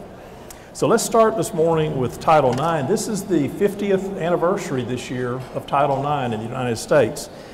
President Nixon signed it into law in 1972. It's a comprehensive federal law that has removed many barriers that once prevented people on the basis of sex from participating in educational opportunities and careers of their choice. What the law basically says is that no person in the United States shall, on the basis of sex, be excluded from participation in or be denied the benefits of or be subjected to discrimination under any educational program or activity receiving federal assistance. Obviously, public school districts receive federal assistance in a number of ways, and that's therefore what brings us within the guide of Title IX. Our district, many years ago, actually went through a federal case in 2001 dealing with Title IX issues. And there is a federal court approved settlement out there even today that's important for all of your schools to understand. Your athletic directors hopefully are aware of this and can assist you as we continue to be sure that we follow the standards that we agreed to in that court matter. Talking about Title IX for just a minute though, it covers a lot of areas, but the area we're focused on today is athletics, of course. And in the athletics area, the parts of Title IX that apply to the K-12 system are the parts that prohibit discrimination in our athletic programs in these areas: student interest and abilities, and in athletic benefits and opportunities. So in essence, Title IX requires that schools treat both sexes equally with regard to these aspects of athletics: participation opportunities and treatment of male and female teams. Now, in regard to the category of interest and abilities, that has to do with what kind of teams and opportunities we offer, and are we doing our very best to balance the opportunity for our student athletes, both male and female, to have equal opportunities to participate in a variety of teams and programs. And of course, this school district has probably one of the broadest menus of athletic opportunities available to students, of any public school district, certainly in the state of Florida. And so then what I want to go to next though, and the thing I want to really review with you, is the part dealing with athletic benefits and opportunities. Now, this is the area that was covered in the federal case that we dealt with many years ago. The Title IX regulations and guidance that we get from the Office of Civil Rights require that we operate our programs to provide equal athletic opportunities for members of both sexes. Now, this does not mean exactly the same services or exactly the same equipment, but it does mean that male and female athletes receive equal treatment overall in our athletic programs.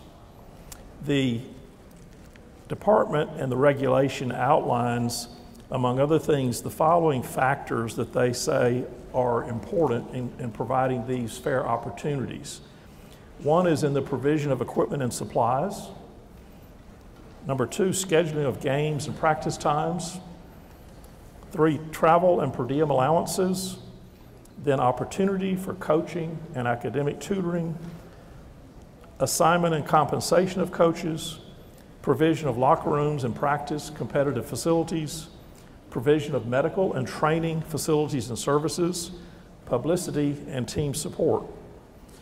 The specific areas that our resolution agreement dealt with include these things, and these are specific to Okaloosa County but are consistent with the Title IX requirements.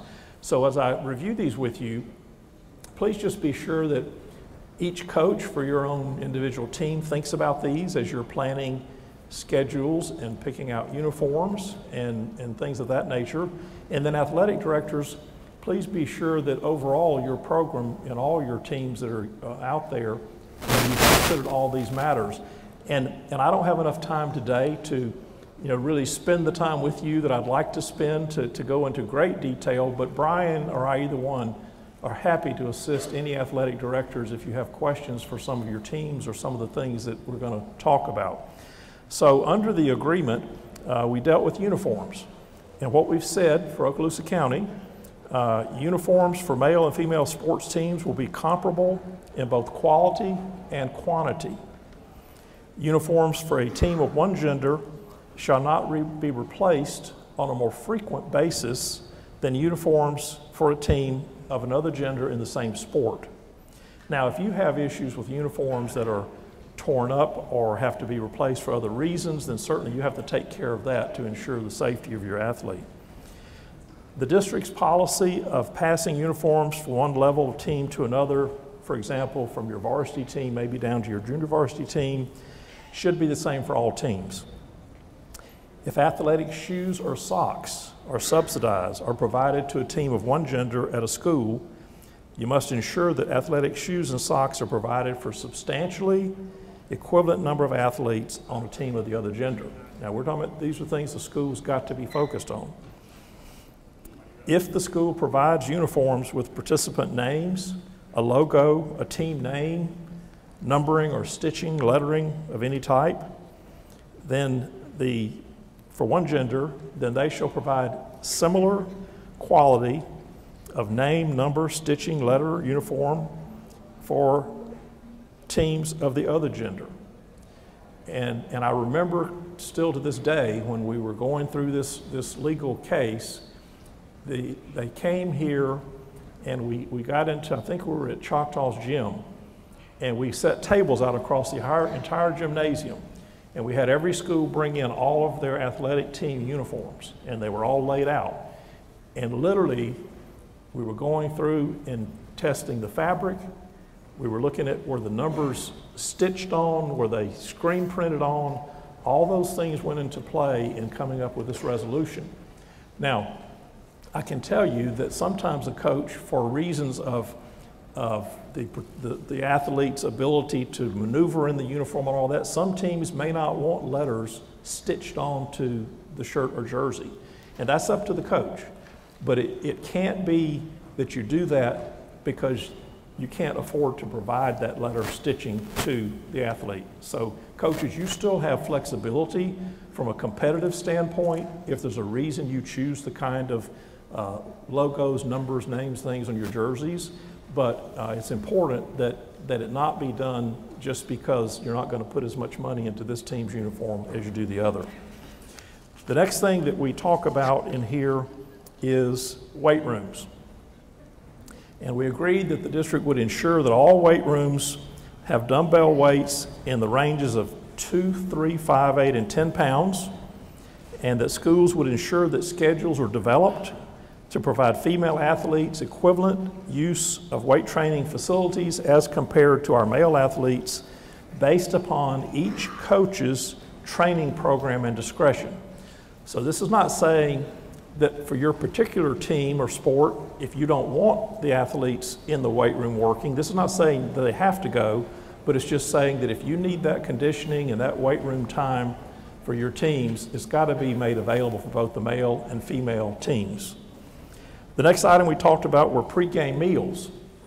And the resolution agreement says that we will ensure that if pregame meals are provided to any male athletes, except at private homes or elsewhere if they're funded by the athletes' families, then meals of substantially equivalent quantity, quality, and frequency would be provided to a similar number of female athletes.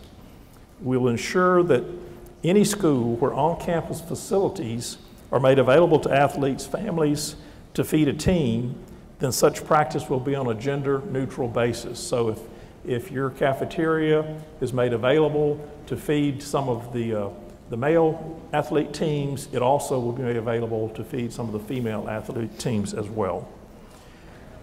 We then addressed softball and baseball fields and said that those fields will be maintained on an equivalent basis. Now there may be some differences in how the fields at your school are constructed or laid out in regard to grass or clay and things of that nature, but it's important that both the softball field and the baseball field receive equivalent maintenance. And we agreed also that for softball teams and softball fields, that we would allow display of advertising in accordance with the advertising policies of the school district on the perimeter fencing of softball fields. At the time this was done, which was back in 2001, it was not unusual to see at a school a baseball outfield fence covered in signs and advertising, and many times there really were no ads on the softball fields. And so this was ensuring that teams of both genders will be allowed to have advertising on their fields. The next topic was bleachers, and we agreed that bleachers would be provided at each softball field in the district adequately enough to seat the spectators for those games. We did also agree that that seating can be accommodated by portable bleachers, and I think the district has aluminum portable bleachers that are moved around. Those can be brought out to those fields and used for the season and then relocated to other places when the competitive season has ended. And then finally, we agreed that we would ensure a policy of access, equal access to sports drinks for competitive and practice times for both male and female teams. So athletic directors, if you haven't kind of double checked things with your teams in these areas, please do that. Please ensure that we are being fair and equitable overall to both our male and female athletes. Any questions on the Title IX provisions? All right, let me move right into conflict of interest. I've only got a few minutes, and all three of these topics could take a half a day. The point of going over the conflict of interest scenarios with you is we want to help you avoid problems. We don't want you to get yourself in trouble knowingly or unknowingly. And so our effort in reviewing this is for your protection and for your benefit. And once again, I'm just going to go through briefly some scenarios. There's a lot more we could teach you about this if we had the time, but Brian and I are both available to your athletic directors to help you with questions like this. If something comes up, please ask. My point in reviewing this with you this morning is just to trigger a thought in your head. Yeah, Mr. McKinnis said something about this. I better call somebody before I do this and check.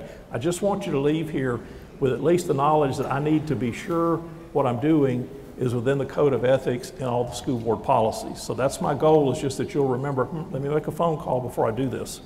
So the scenario I want to start with is does a conflict of interest exist when a school's coach requires students to purchase their uniforms or shirts from him or her or from a company that he or she benefits from financially? And the ethical answer to this question is, if an employee owns an interest in a company or is paid a salary or commission by the company for such sales, then there is a conflict of interest. So just be cautious. If you have some interest in an outside, shirt or t-shirt or equipment company, or you're some kind of an agent for them, or you're being paid to introduce them into your school campus, please be careful, because you could get yourself in an ethical dilemma here if you had your students and your teams buying, and even if you are selling them to other teams, you need to check on that, because that could also be a problem at your school. The next item, a swimming instructor who is not a school employee but is hired by parents to give students swimming lessons is then hired by the school to be the swim coach. So you're a private swim teacher and you're already being paid to give lessons to students at the school. Now the school hires you to become the coach for the school. Is there a conflict of interest if students who are on the school's swim team are also paying for swimming lessons given by this coach? And what's important to remember is that once the swimming instructor is hired by the district as the swim coach, he or she becomes a public school coach.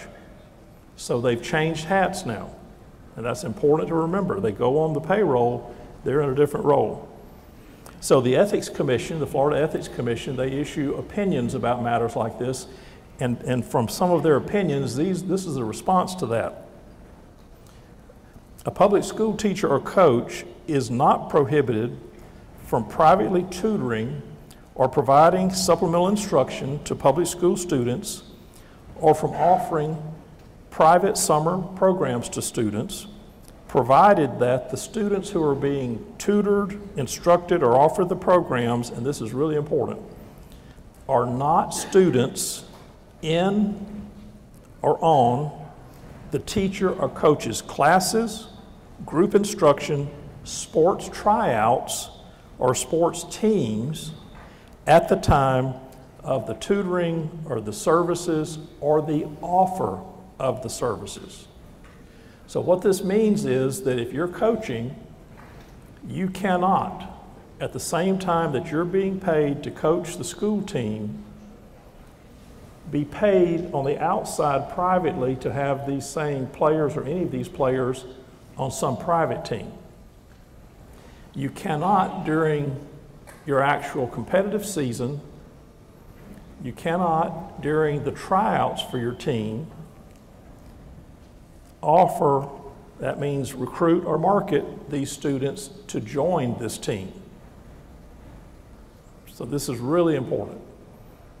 So during your season, during the tryouts for your team, you cannot be paid outside by another party to be coaching or providing services to the same students that are in your program, and you cannot recruit or market your outside program to these athletes at the time that you are coaching them during the season. Obviously, what's wrong with that kind of thing is that you have a lot of influence over your athletes when they're in tryouts, when they're competing on your team. And it's not appropriate for you to use that influence to get them to sign up for you to be paid privately outside of the school system for coaching or other activities. So that's what you're trying to stay away from, and we want you, you have to stay away from that.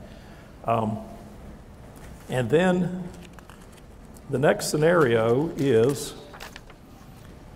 a school's volleyball coach is not an employee at the school except for volleyball. That's the position they hold, and they perform after the school day. So this would be a coach coming in the afternoons getting a supplement. Is there a conflict of interest if he or she invites the school's volleyball players to play on his or her traveling club, which students must pay to be part of, if the seasons do not occur at the same time? So if the seasons clearly are separated, and if there is no involvement with that coach that's being supplemented at the school with these athletes during the travel season, then typically that's not a conflict. But you got to remember that volleyball coach cannot start building that team or recruiting or marketing that travel program while they are coaching the students during the season. That same ethics opinion provides this guidance for that scenario. Then we say, a school's baseball coach is a math teacher at that school and performs his or her baseball coaching duties after the school day. Is there a conflict of interest if he or she invites the school's baseball players to play on his or her traveling club team, which students must pay to be part of if the seasons do not overlap at the same time? Now, what's critical here is this coach is not just coming in the afternoons to get a supplement. This coach is a math teacher during the day and a coach for the school in the afternoons. So you've got two scenarios, two hats this coach is wearing. And once again, that opinion, which I want to read again to you, and these are pulled from Commission on Ethics opinions that we've written. This has to be answered regarding both the teacher's role and the coach's role. A public school teacher or coach is not prohibited from privately tutoring or providing supplemental instruction to public school students or from offering private summer programs to students, provided the students tutored, instructed, or offer the programs are not students in the teacher or coach's classes, group instruction, sports tryouts, or sports teams at the time of the tutoring, the instruction, or the offer. So you see the difference here? Even if the athletic team seasons don't overlap, if that student athlete is still in your math class, then you cannot be paid after hours to have them on a private team while you are still their teacher. Because once again, you have that ability to influence that student. You have grading ability and instruction ability. And so that's an important thing to remember. It's not just, oh, well, my travel seasons don't overlap, I'm good to go. No, if you're also teaching these kids, you've got to analyze that and be sure that they're not in your classes at the time that you're recruiting or marketing or providing the travel team services. So that's the distinction for you. Just remember, you have to consider it both as a teacher and as a coach of the teams. And then, finally, a school's basketball coach tells his players at the end of the season it's important for them to maintain and continue to improve their skills. The coach went on to say that he or she expected all the players to sign up to play on his or her travel team club. The fee to play is $100 a month. The answer to this question with regard to conflict of interest is in that same ethics opinion that I just have been reading to you. But in addition, there's another concern with this scenario with regard to the ethical behavior of the coach when his or her comments could indicate that a student may not be selected for the school team in the next season if they don't sign up for the coach's traveling club and continue their training. And so this gets even more complicated if the athletes go home and say, hey, the coach said today that if I don't get on this travel team all summer, I may not be conditioned well enough to play next year. So, you know, we've got to go sign me up and we've got to pay the money. In this situation, you see what that coach did. The coach offered or recruited or marketed that traveling program while they were finishing up their season. And beyond that said, I expect you to continue training and conditioning, and you need to do it through my program. And that's a problem, absolute problem. Any questions on the conflicts? Once again, I just mentioned those so that you will please at least be triggered to think through any relationships you have like this or anything that you're participating in. We just want to help you to do those things correctly and not get yourself in any trouble. Finally, I'd like to just go over briefly the Supreme Court case that came out in June of this year. It was a case involving a high school football coach, and he had a practice of kneeling midfield after games to pray, and had also been providing leading prayers in the locker room with his players and coaches, and had been giving motivational talks to the team that included religious statements and religious positions that some could have considered to be prayer. The Supreme Court looked at this case, and I mention it because I just want you to be aware, a lot of people are talking about this case, and a lot of people are maybe telling you what they think it said or didn't say. The first thing I want to let you know is my interpretation of what the Supreme Court's done does not really change very much at all what our practices and policies are here in Okaloosa County. We have had on our board policy books for many, many years a religious neutrality policy, a policy about employees and their rights to participate on their own in religious matters. And this case does not just open the door for coaches to begin conducting prayers with their teams and around their programs and things like that. And I just wanted to be sure that I at least had let you know what I read the case to say and do. The court in this case said that they opened the case by saying Joseph Kennedy lost his job as a high school football coach because he knelt at midfield after games to offer a quiet prayer of thanks. Mr. Kennedy prayed during a period when school employees were free to speak with friends, call for reservations at restaurants, check emails, or attend to other personal matters. This was after games. He offered his prayers quietly while his students were otherwise occupied. And that's the court stating that. They went on to state in their case, Mr. Kennedy offered his prayers after the players and coaches had shaken hands by taking a knee at the 50-yard line and praying quietly. Mr. Kennedy explained that he never told any student that it was important that they participate in any religious activity, and in particular, he never pressured or encouraged any student to join his post-game midfield prayers. The issue got started because it came to the school district's attention that he was apparently providing inspirational talks that included overtly religious references that they said likely constituted prayer with students at midfield following completion of games. And secondly, he had been leading students and coaches and his staff in prayers in the locker room in a tradition that predated his coming to the school. So he just continued what had been happening when he got there. The district wrote him about this, and after he got their letter, then Mr. Kennedy ended the tradition of leading locker room prayers, and he also ended his practice of having the post-game motivational talks on the field.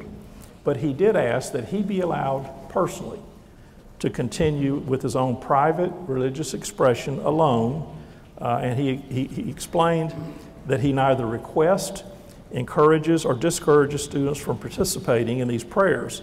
He emphasized that he only sought the opportunity to wait until the game is over and the players have left the field, and then walk to midfield and say a short, private, personal prayer.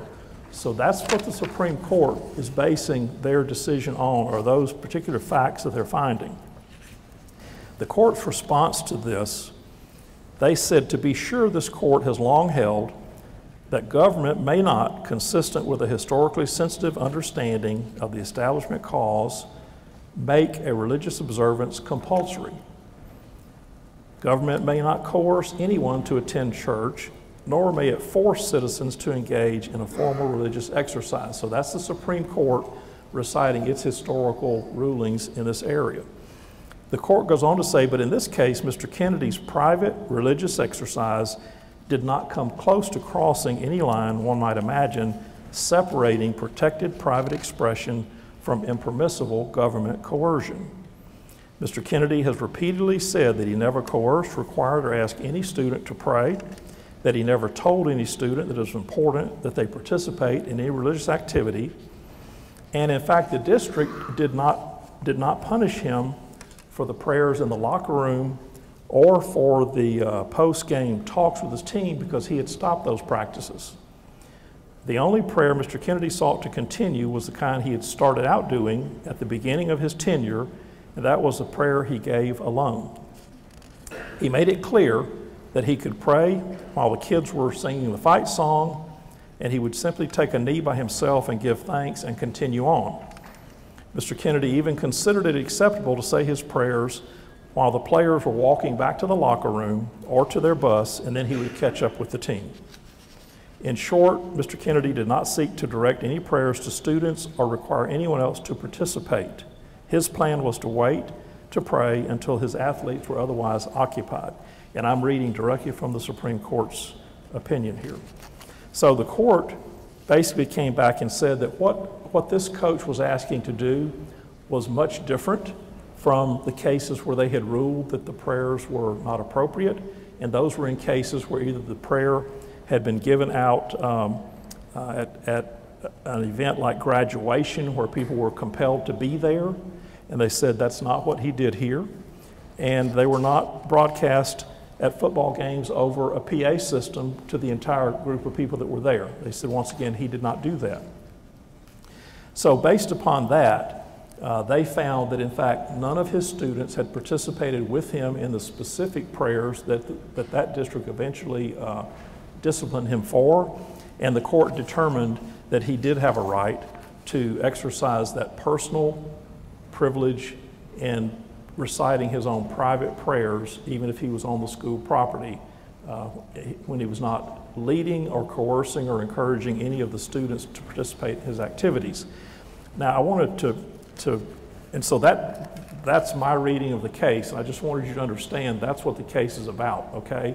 The Supreme Court still identified that appropriate separation, if you will, of church and state, but it also said there is a time when that employee could personally have that prayer when he is not involving anyone else.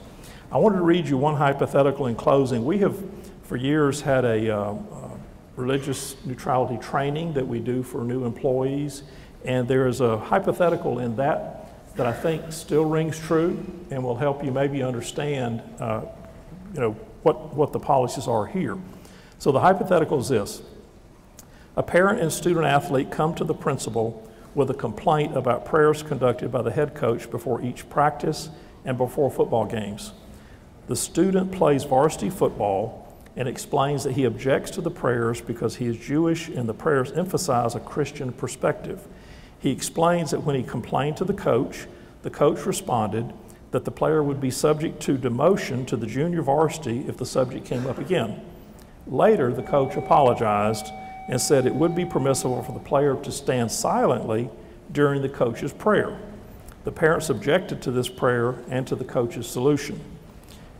So the question is, does the coach's conduct violate school board policies? And the answer is this: school board policy does not prohibit student-initiated and student-led prayers prior to the activity, but the coach cannot initiate or coordinate a religious activity for the participating students. The requirement for religious neutrality is violated whenever school employees or school officials, while acting within the scope of their employment, such as when on contract time or on a district duty assignment, sponsor, initiate, or actively participate in activities that have the effect of advancing or coercing religious practices. The coach's involvement in initiating and leading prayers involving students participating in a school-sponsored athletic event would violate board policy and must not happen. However, school employees may be present in a non-participatory capacity when students voluntarily engage in prayer to ensure that no student is coerced by other students to participate in the prayer while respecting students' free speech rights to invite other students to join in the prayer. It would also be permissible for a school employee attending a school-sponsored athletic activity in a personal capacity when outside the scope of employment, such as when not on contract time or district duty assignment, to pray individually during a moment of quiet reflection or read his or her religious literatures. And so, like I said, I don't see that the Supreme Court ruling changes really the position we've had in this district for many, many years. And so I just wanted you to hear something about it so that if you've been told other things or someone else has explained, oh, the Supreme Court's done this, that, I just wanted you to know from the order itself what the Supreme Court said. Any questions about that? Listen, I appreciate your time this morning. We wish you the greatest of success with the school year and with your teams and your programs.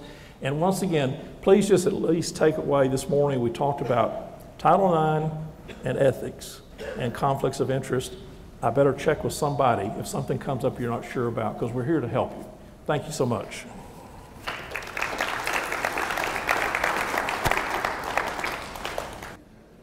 Just following up with what Mr. McGinnis is saying is, it's tough when, you know, and I'm not going to share any details ever of anybody's business, but it's tough when you see a fellow coach in the county have to go through something that's difficult when they get caught in a pinch where some of the things he's talking about, if you're not aware of it, you may do something that puts yourself in a very difficult spot.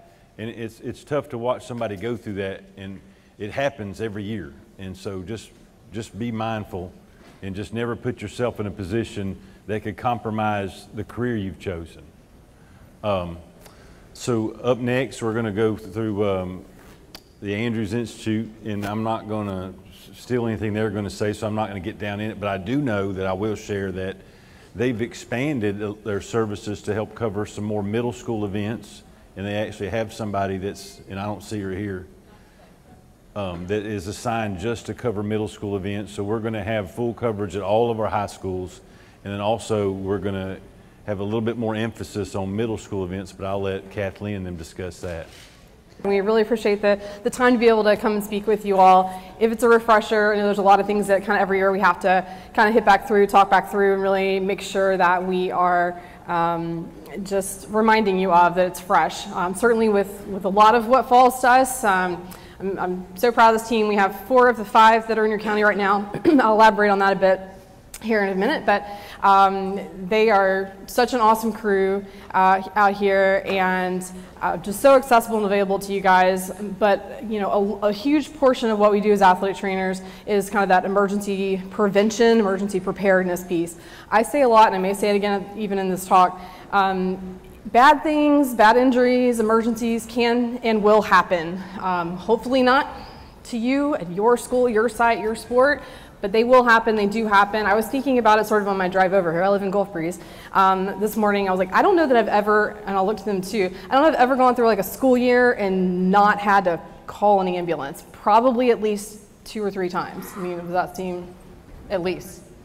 In the school year, yeah. So, I mean, and those are things that are just sort of, I would say more simple, less emergent, but still necessitated an ambulance perhaps, you know, and those range and scope. We'll talk about that, but our hope is that we can give you a little bit more information today and just feel a little bit more confident, reassured that you have the confidence that our athletic trainers are around and available to you, but some of these are big campuses, and even if they're not, sometimes, you know, we're one person and we can only be in one place at one time. Something, you know, may need to be responded to, reacted to, 911 called before we can kind of get to that scene. So we really want to make sure that you are as comfortable and confident with that as possible. So that's kind of the overall our hope today. I want to talk a little bit at the beginning here just sort of about our partnership and sort of what that means in terms of our scope and everything like that, of what our services we provide for you guys. But essentially, I am with Andrews Institute. I am our sports medicine outreach manager. I realize I skipped that part.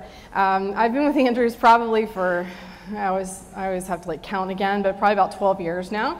And served in several different roles, never in Okaloosa County full-time, but over in Escambia County and Santa Rosa. I've covered smaller high schools, larger high schools, worked in our physical therapy clinics with one of our non-surgical physicians. So a little bit of everything, and I love bringing all those pieces to the table to help kind of make things as palatable and specific to you guys. One of the things I like to point out with that, Andrews Institute, we are proud to be the provider of your athletic training services and your healthcare partners through the county. Along with that, for those of you who aren't aware, we are affiliated with Baptist Healthcare. Within that, we have several locations, mostly in the Escambia, Santa Rosa area. We do have one in Fort Walton Beach here, so I will touch on that again in a second. But what I say all that kind of as an intro to paint the picture that we have a large team of people. Even in our sports medicine outreach department, we have, which is whom we all fall to, we have a large leadership team. I'm very fortunate with that. I'm not trying to do it by myself. It would be impossible to, but we have a regional athletic training liaison, Matt McGraw. We have a club sports liaison, Tim Dunsford. Jessica Langston, who many of you know, she was a longtime AT at Baker and is our AT supervisor, so she reports to me and all of these guys to her directly. That's not how that works. If you know Jessica, she's actually already out on a leave of absence through the middle of October. So if you do have any questions or needs or anything comes up, educational questions, anything that we don't touch on today, you want to have a greater understanding on that, please feel free to reach out to me. Your ATs obviously can answer a lot of questions too, but please don't hesitate to reach out to me on that as well. Specifically about our sports medicine outreach program, just a quick reminder for most of you, update for some of the new folks. We do provide sports medicine coverage to the 23 public high schools that are in a 4-county area, so Skamey, Santa Rosa, Okaloosa, Walton specifically. And then I kind of already talked through the ATs that we have here specifically. So when it comes to middle school, that looks, as Brian described, football games. We have for many years now been covering those, and we're going to continue to do that. We are able to do that with a lot of our PRN crew, meaning athletic trainers that either don't have full-time jobs with us, but they either come and, hey, I'll pick up a game here or there, as well as they may have a full-time job like in one of our physician practices or something like that nature, and then they come out into the field. So you will see, if you're affiliated with the Okaloosa Middle School football specifically, different faces with that, but just know that our expectation on that is that they should be there before the game, check in with you. We do typically, other than the championship game, have one athletic trainer for both sidelines, so you will kind of see them bounce kind of around as needed on that. Obviously they're there for everyone, so just let them know as needed. Kelsey, as well as any of our team, are available by phone for coaches, parents, administrators, for those middle schools, all sports. If you got questions, we want to help you with that. So just kind of keep that in mind with that. Kelsey will be freed up and will help triage for any evaluations that are needed for middle school specifically, you know, assisting you with the prevention of injuries. If you got questions about creating your emergency action plan, which we'll talk a little bit more about, any of those sorts of things, questions about how to work your wet bulb globe thermometer, any of that, please don't hesitate to reach out. We want to I think that's kind of an expansion and increase on maybe sort of the availability of us being able to do that in the past. So just know as we get fully staffed, and Kelsey's not based here all the time, she'll even have more flexibility to do that. But just, you know, again, please don't hesitate to reach out. The last other piece that Brian mentioned about that, specifically from the middle school, we are looking at, we are covering the championship games for all sports, I believe, on there. So now, just know if there's multiple sites, things like that, there may only be one AT available for those types of events, but we will try to communicate as best we can on those pieces. I'll touch on communication again here in a little bit, but the biggest thing I'll say on that is if you can, the more you can communicate to us and let us know about the schedule, or communicate to Brian and he'll let us know, any of those things, the better we can help try to line up coverage for you. And we know there's some variables to that obviously just, you may not know all the teams, and that's okay, that doesn't really matter to us. But just in terms of location, times, dates, anything like that is really, really helpful for us to go ahead and be lining up the coverage that we can. Yeah, I think that's what I'd say about the middle school piece. Touching on high school, I think many of you are aware of this. Our ATs, in I would say normal circumstances, are available for daily check-ins, evaluations, rehab, during practices, particularly with in-season athletes and athletics teams. But you know, certainly if you're out of season, you've got an athlete that you find out has complain about knee pain, complain about shoulder pain, and it's their spring athlete and it's fall. That's okay. Please, you know, direct them to the athletic trainer so that they can, you know, go ahead and be helping them, hopefully get them on the right track so they are set for whenever their sport season is. So just kind of think about those things. Our ATs are available on campus for the on-campus home games. and in contest of FHSAA sports. The only asterisk kind of really to that mainly is if they are covering an away football game and there's like a home volleyball game. Sometimes, you know, that happens where those things occur. Usually that's known plenty far in advance. Most of those things aren't rescheduled and whatnot. So I'm just being mindful of that. Again, we'll come back to communication on all those pieces. I think our team does a pretty good job of really making sure that we say your healthcare partner when it comes to the emergency action plans, but we really do most of that. There may be some questions or pieces that we need your you know, input or you know, conversation with. How do we get that EAP, emergency action plan, to really take shape and be finalized. So just be aware of those things. Those are really hugely helpful for us as well. Help us help you. And then, you know, just general educational opportunities to student athletes and staff. If you got questions, we want to help you with that. Real quick is sort of like, what does that end up looking like in sort of numbers? Some people like numbers, some people don't, but had some to share with you.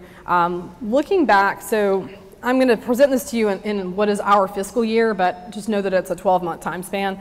It runs October to the following September for us, but from October 2020 to September 21, when we talk about injury evaluations, which is any injury, anything that an athletic trainer looked at, I always tell them it could range from a hangnail to, or a paper cut or something that somebody wants a Band-Aid for, to like spinal injury or a full knee injury.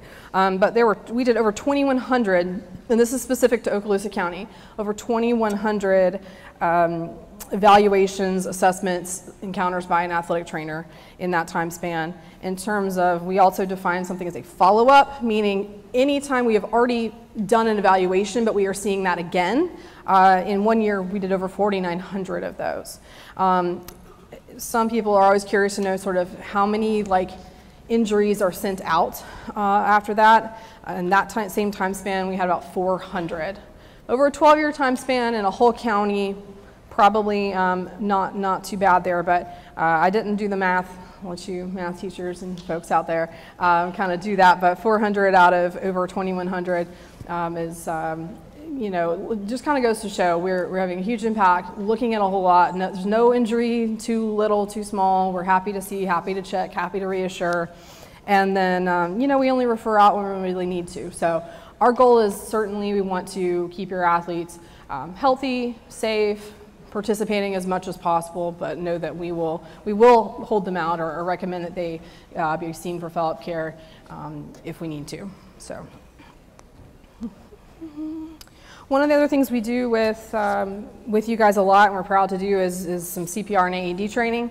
So I won't belabor that, but just say, I'm sure, how many of you have done CPR and AED training, like with Matt, Amanda, Bree? Yeah. I would say a lot of hands should go up, because I know in 2021 we had 18 classes and over 210 coaches were certified. So we're really excited to do that, and we know it's a 2-year thing, so probably see some of you again here in the next year or so. But if ever there's a need, you know, definitely get with Brian and let us know, and we'll see what we can do to help with those in that front. I know they'll touch on this too, but reminder that we need to make sure we have someone trained in CPR and AED available at all times for any of your conditioning practices, games, anything like that. Most of your games, obviously home, your AT is going to be there.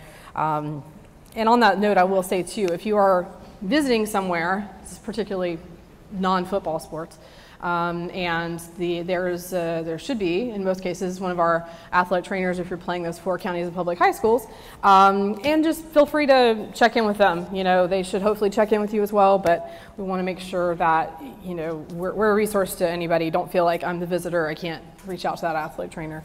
We're happy to. I would say athletic trainers on the whole, even if they're not Andrews Institute athletic trainers, are usually pretty nice and welcoming about that. So just think about that as you need it. Hopefully you don't. But one of the other things I'd like to mention sort of is the physician access piece. I know I mentioned referrals. Your student athletes and their families get to completely pick who they seek care with. They do not have to come to our providers. We are happy to see them and help them if as needed. Though our athletic trainers really facilitate those athlete appointments. I would say, I mean, I'm biased, but I think on the whole, our team, including physicians, schedulers, ATs, are really good about getting athletes in as quickly as possible, recognizing the time sensitivity in most of those. You know, we strive for kind of the next day appointments in many cases, depending on if that doctor is a surgeon. It might be 2 days, but how far they're willing to drive. You know, I always say we got somebody who'll see you. So extend that to you guys as well. Should you hopefully not get hurt, you know, anything like that, we're happy to help you, your community members as well. So our ATs also have contact with the physicians directly by phone.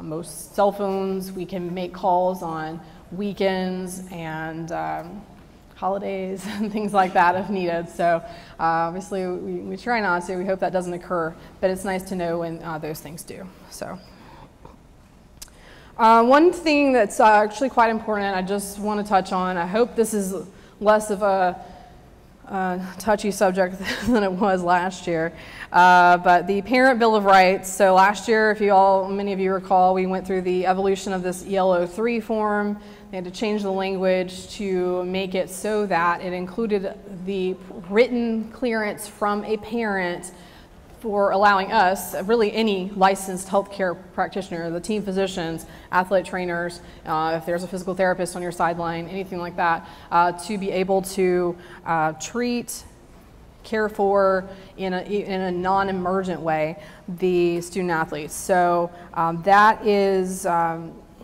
again, I think if you're using the new EL3s or doing that in home campus, making sure you got that new form, then we're squared away. But just know that that is very critical for us, honestly, for licensed practitioners. If that is not obtained, the written permission from a parent to provide care, then, and we provide care anyway, Good Samaritan doesn't really apply in that type of situation when we're kind of doing our job.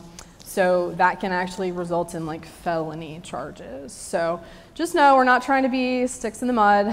It's just really that critical for us in that space. So we appreciate you guys. We worry less about it in the middle of any season when everyone's kind of on board, been going for a while. We really get a little more anxious about that when we're talking about tryouts and preseason and, hey, this kid that kind of just transferred or just moved in, well, hey, do we really have all that paperwork on file? Do we have all those pieces? And you got a lot of other stuff on your plates, a lot of other things to think about. I was just listening to some of that presentation before, and that's just one of those things that is really critical for us, though. One last thing on that I really want to make sure, and this is maybe a new detail, so if you're zoning out a little bit, do kind of hear me when I say this. If you are having any sort of camps or anything like that on your campus that you are hosting, that you are involved with, we like to try to be involved with that from a care standpoint whenever we can. If there's questions sort of about that, the line kind of really is drawn at, is it a school event or is this something where you're renting out your fields or renting out your gym? And that's kind of where one of the line crosses there. But the point is that if you're bringing anyone else that's a non-FHSA athlete that's gone through that's already on your team, you know their paperwork's in, we, in order to help you with that event, provide care potentially, still have to have written parent permission for that. So if you need help with, hey, what language do I need to have in a consent form or something like that, not saying you have to use the whole EL3, but if you kind of excerpt out that language, you know, then that is something that we just have to have that in there, that it's not just providing emergency care, meaning, yeah, I authorize you to call 911 if my child has an emergency, does not allow us to tape ankles, tape ankles, provide first aid care, anything like that. So just, I hope that makes sense. If you get to that point where you're having a camp, just think about it in advance, because a lot of times we find out about these camps like a day or two in advance, and that's really too late in most cases for you guys to try to be scrambling, oh wait, I need new consent forms or whatever. So just kind of keep that sort of enough in the back of your mind there, and we're happy to follow up with that on you kind of on a one-off basis as that arises. Again, a quick reminder, kind of touched on it a second ago, if you're just renting out your fields or, and I don't get into all that, I'll defer back to Brian on that, but however, I know it happens sometimes, so if you are renting out your fields, people are using your gym, whatever the case may be, that's between you and the county. Just know that the athletic trainer does not automatically come provided with that. So if there's conversation happening that you or they, whoever's hosting said event, wants one, then we just need to kind of talk about that in advance. So just please keep that in mind. Oftentimes those do require a separate contract for us to be providing that coverage. We have coverage, we have agreements for every place that we are playing and providing athletic training care, so for any of our staff. So if you see us out at rec events, anything like that, any of our staff in Andrews Polos, there is an agreement in place for that. So just know, again, not trying to be difficult, but that's just crossing the T's and dotting the I's. You kind of know how things are these days with that. Let's see. I mentioned all that. Kind of touching on injury triage and management. I do have one other, I guess I was call it an announcement, that I want to make sure that we are upfront with you guys about. And I really hope as I say this that this isn't shocking news to anyone, because your athlete trainer should have already communicated with you on this. But looking at our Saturday morning injury clinic, and we've communicated with Brian and the county administrators on this already, but we have looked at our data from our Saturday clinics that I think most of you guys knew we hosted, kind of like 10 to 12 weeks in the fall, open to all sports, but you know, obviously the kind of part of the concept is Friday night immediate care needs for follow-up. Giving you just a few of the numbers on there, here in Fort Walton Beach, from like last year, we had 23 patients. I don't know if that sounds like a lot or not, but it was spanned out over 12 weeks. That's kind of pretty easy math to say that was either a low of 0 to a high of 4, I think it was 4, maybe 3, any given week, and I was obviously averages out to 2. So we've seen similar results over in Gulf Breeze location as well. I'm saying all this to lead up to the fact that we have decided that we are not offering that service this coming fall in a couple weeks. That's not starting, which is partly why you have not received communication about that starting. Hopefully, again, you've heard that that is something we've made the decision to discontinue. We did not take that lightly at all. We know that that has been valuable to many, especially over the years. But when we started injury clinics over 15 years ago, sort of the landscape of immediate care options was very different. There's a lot more urgent cares and ERs and things like that for those true emergent cases and urgent needs. And we were really not able to best definitively and expediently manage things that were coming through to our Saturday clinic. Most of the times, if it was a significant injury, those still required additional follow-up in a clinic. Coupled with, we saw a lot of people that were seeking care more than 3 days, like from the time they showed up at clinic to the time they reported their injury was more than 3 days out. So again, I share all those things just to kind of give you a little background and understanding that we did not reach that decision lightly, but what we did also see concurrently is that when we asked every single person that came to our clinics how they found out about that clinic or who sent them to the clinic, and 22 of the 23 specific to Okaloosa County, again similar numbers in Gulf Breeze, said they heard from the Andrews Institute athlete trainer or their coach, you guys. So we were excited to see that though, because that shows, hey, there's relationships, there's conversations, these things are happening with our athlete trainers, with you guys, and we want that to continue, and we know that we can handle any of these referrals that do want to come see us in a more timely and definitive manner by just getting with the athletic trainer, calling, getting in when needed, and there are many things that, much like at the clinic, this crew can handle, you know, and make that decision if it's something they haven't already seen. A lot of those things from Friday night were already seen by both athletic trainer and a team physician. So we just felt, again, the optimal option for the significant injuries is getting them straight to the office. So I want that message to be not, oh, this is going away, what do we do? Not at all. Call your athletic trainer, call me, call any one of us, call the team physicians are happy to, help if you want to contact them, if you've got those relationships.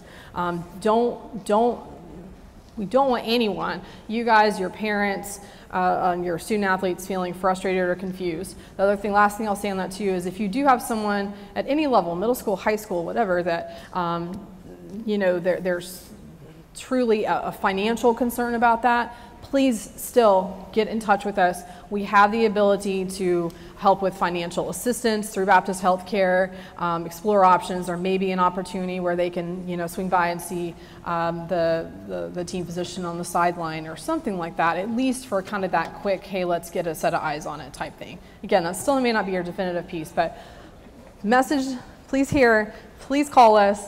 Please utilize your athletic trainer or any one of us on our team. We're happy to make sure that you guys are getting the care that you need, and your student athletes are getting that care. So I hope that makes sense. Again, as athletic trainers have that direct line of communication with the physicians' offices, and so again, even those outside of business hours pieces, we oftentimes can line up Monday morning. I know Dr. Brothers in particular here is very, very on board with, lining up, hey, if something happens Friday, if it's a Thursday JV game, if it's whatever, and he can't see it Friday, making sure that those are lined up for Monday morning. They're going to make themselves available for that. So just be aware of that.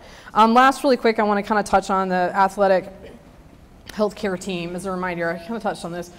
The athletic healthcare team is the group of professionals who work together to prevent injuries, promote safe playing environment, provide medical coverage and care for athletes. Includes officials, and spectators, ensuring their safety using the accepted standards of best clinical practice. So that includes you. That obviously includes us, but that includes you too. So some of the things that you can do to really contribute to that athletic healthcare team and really make sure that we're able to best care for your team and for everyone. Making sure you're communicating practice schedules, game schedules, changes, any of that kind of stuff. All that's really critical. Helping, if communicating about pre-participation exams, physicals. We're happy to help that from our end, but if you guys have something like that, let us know. Please keep us in the loop.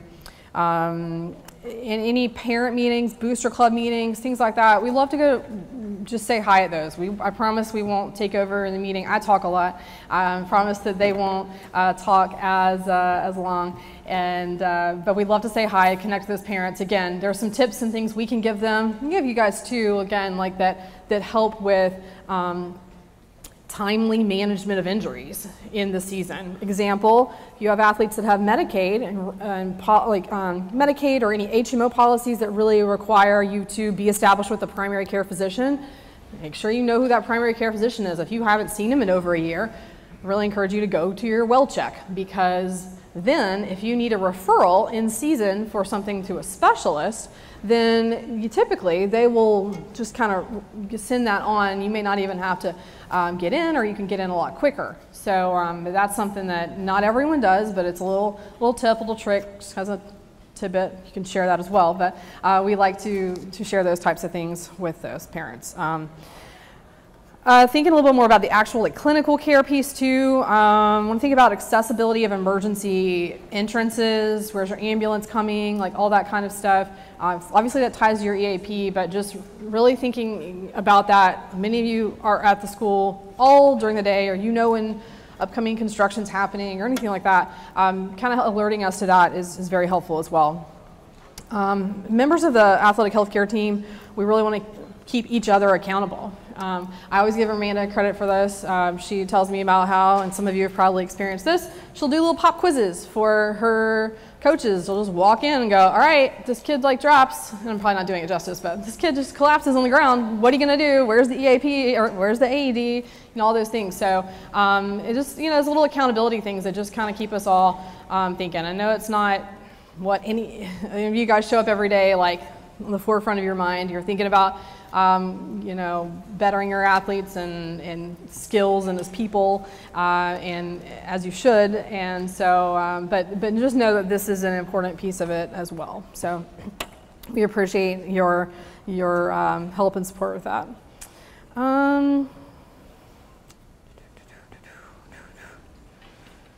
When it comes to injuries and medical needs, what I would really quick kind of recommend is anything where you can kind of calm the student athlete, assuming you have an injured student athlete, helping to calm them. If the parents are there, calming parents, you're amazingly helpful with that. Help keep the area clear during an emergency, retrieving medical equipment, directing EMS, reinforcing any recommendations from us or any other healthcare providers. And then, you know, encouraging proper utilization of the athletic training services. Again, we're one person at these schools, or if you're Kelsey, you're one person for like 8 schools. So we're happy to help. We're always happy to help, but just making sure that, you know, we work together to keep that in check. And as much as we would love to be able to personally stretch, you know, 10 people on a team, like that's maybe not realistic. So maybe it's, hey, get the athletic trainer to come in and teach your team how to partner stretch, you know, things like that. We're happy to do that kind of stuff.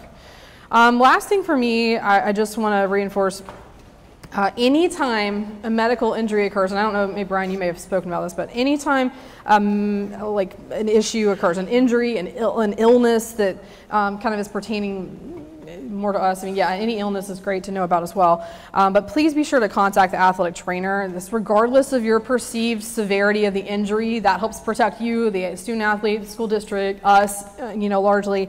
Again, we're all working together. Make sure we get a look at that, get an assessment of it. If your AT is not present, like you're in an away game, softball game, basketball game, whatever, maybe there's not an AT there, maybe there is. Really, please don't hesitate to reach out, call, text your athletic trainer on that front. Optimal communication is just really critical, and most of the times when I do end up with phone calls from parents or the counties or anything like that, it ultimately pertains largely to communication, and typically it's a lack thereof. So I really just can't stress that enough. Please do communicate, you know, and keep an eye on those students. And, you know, they don't always tell you guys, they don't always tell us when they get injured, but being mindful, you see that kid that, you know, gets, I don't know, a fly ball off the head or something, kind of check in with them a couple times, or hey, even let us know, we'll stop by the next day. Didn't seem like a big deal, no biggie, okay, but let us know and we'll help do that part. A lot of calls are the like, hey, this happened on Tuesday and it's now Friday, and does the parent haven't gotten a call, or the coach didn't call and tell anybody. So again, I'm not pointing fingers as I say that, just as more of an example to say there's a lot going on. I understand that, but don't hesitate to reach out so that we can help you manage those pieces. One last thing I just want to touch on, because I feel like I'll forget it if I don't say it right this second, is I mentioned sort of our staffing piece, coverage, filling in, how the middle school games go. If there are changes in that coverage, people get sick. Right now, we're trying to keep our staff as healthy as we can. We are short-staffed like the rest of the world. I understand school districts and everybody are as well. We will communicate with you if there is something where we were expecting to be there and something comes up and we can't. I cannot assure you right this exact moment that if we get you know, more than a sickness or so, that we will have somebody always to backfill. We may have to get a little creative. So I just ask that you please bear with us on that. We'll be sure to communicate with Brian as well on those pieces. But again, we're always around. We're always available for you guys.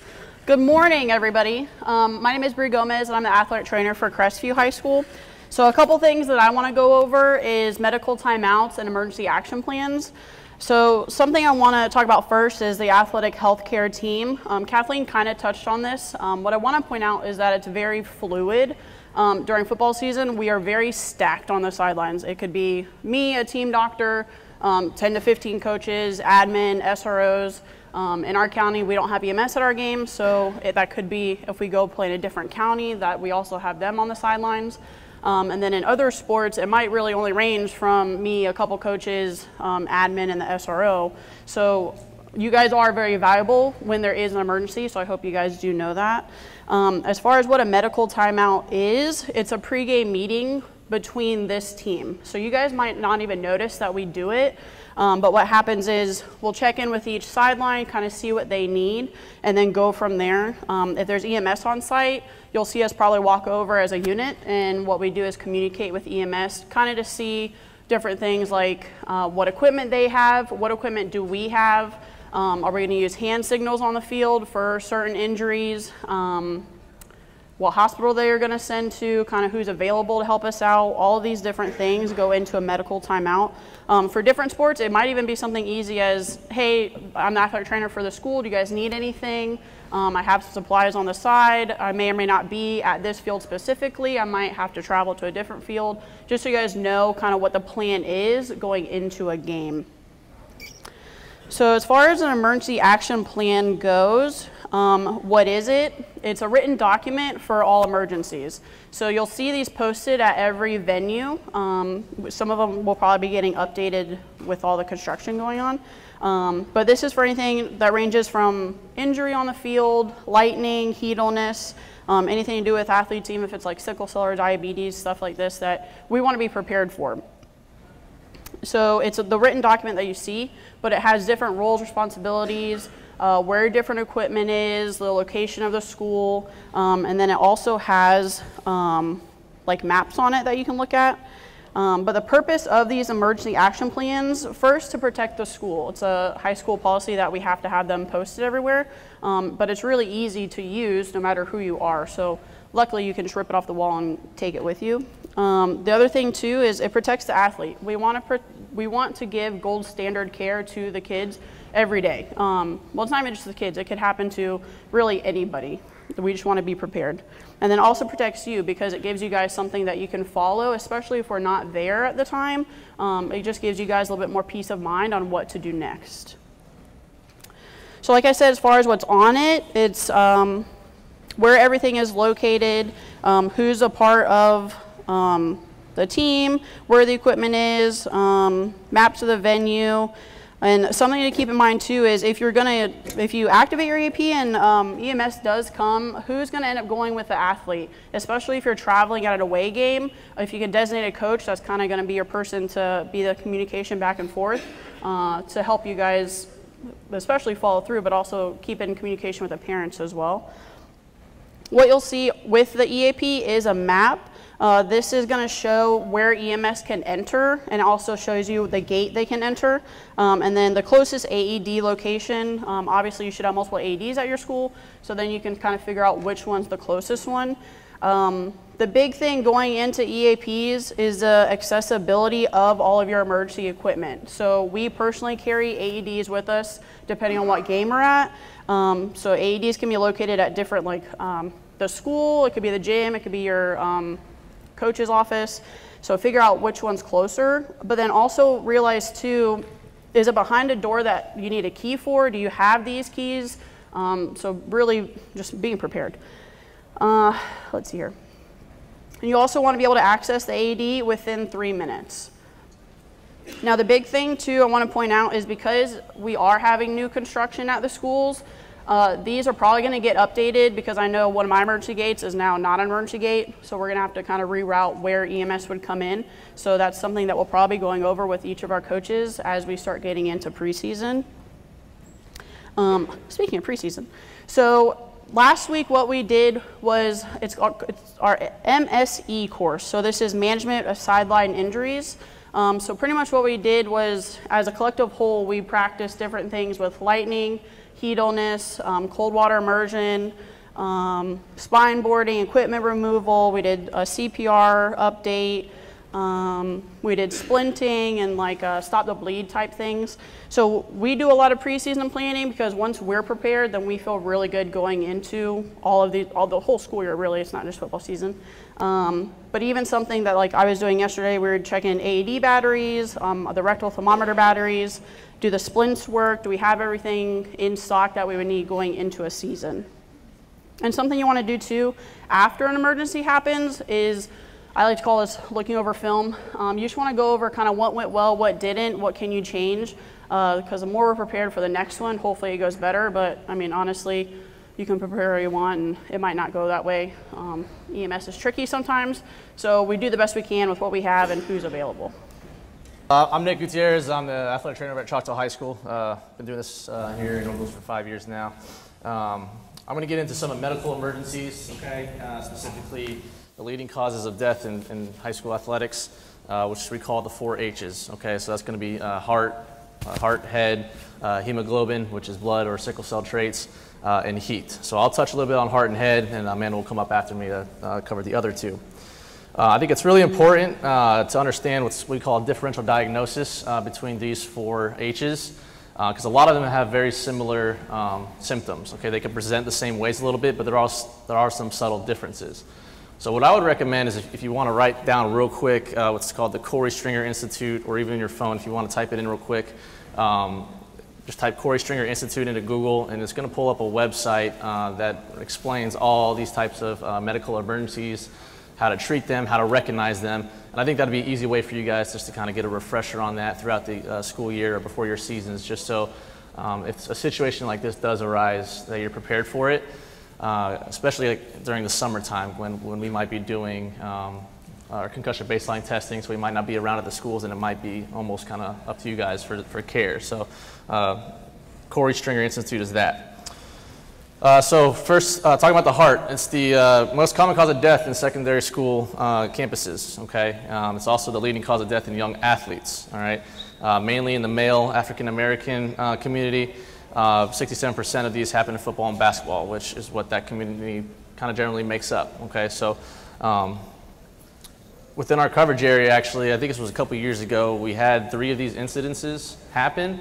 But they all ended up with good outcomes because the coaches were prepared. You know, they activated their EAP, called 911, got an AED as quickly as possible to the athlete, applied it, did CPR, all that, and in a good, quick time, and had great outcomes with that. So it's, again, being prepared, going over EAP, as Bree said, and knowing where your AED and all that, those items are located can really make a difference. So recognizing the signs and symptoms of cardiac arrest, sudden cardiac arrest is really important. So if an athlete is developing some exertional chest pain, so sharp chest pain, any exertional syncope, so that's the feeling of starting to faint, right? Any unexplained seizures, unusual fatigue, so maybe some of your athletes that are really good in shape, but you notice they're being sluggish on a certain day, or irregular heartbeats, right? But one of the biggest things with sudden cardiac arrest is that sudden collapse. So this will be, for example, like in a basketball game, rebound happens, you see 9 guys going down the court, 9 girls going down the court, and you look back and there's that one athlete that just collapses, right?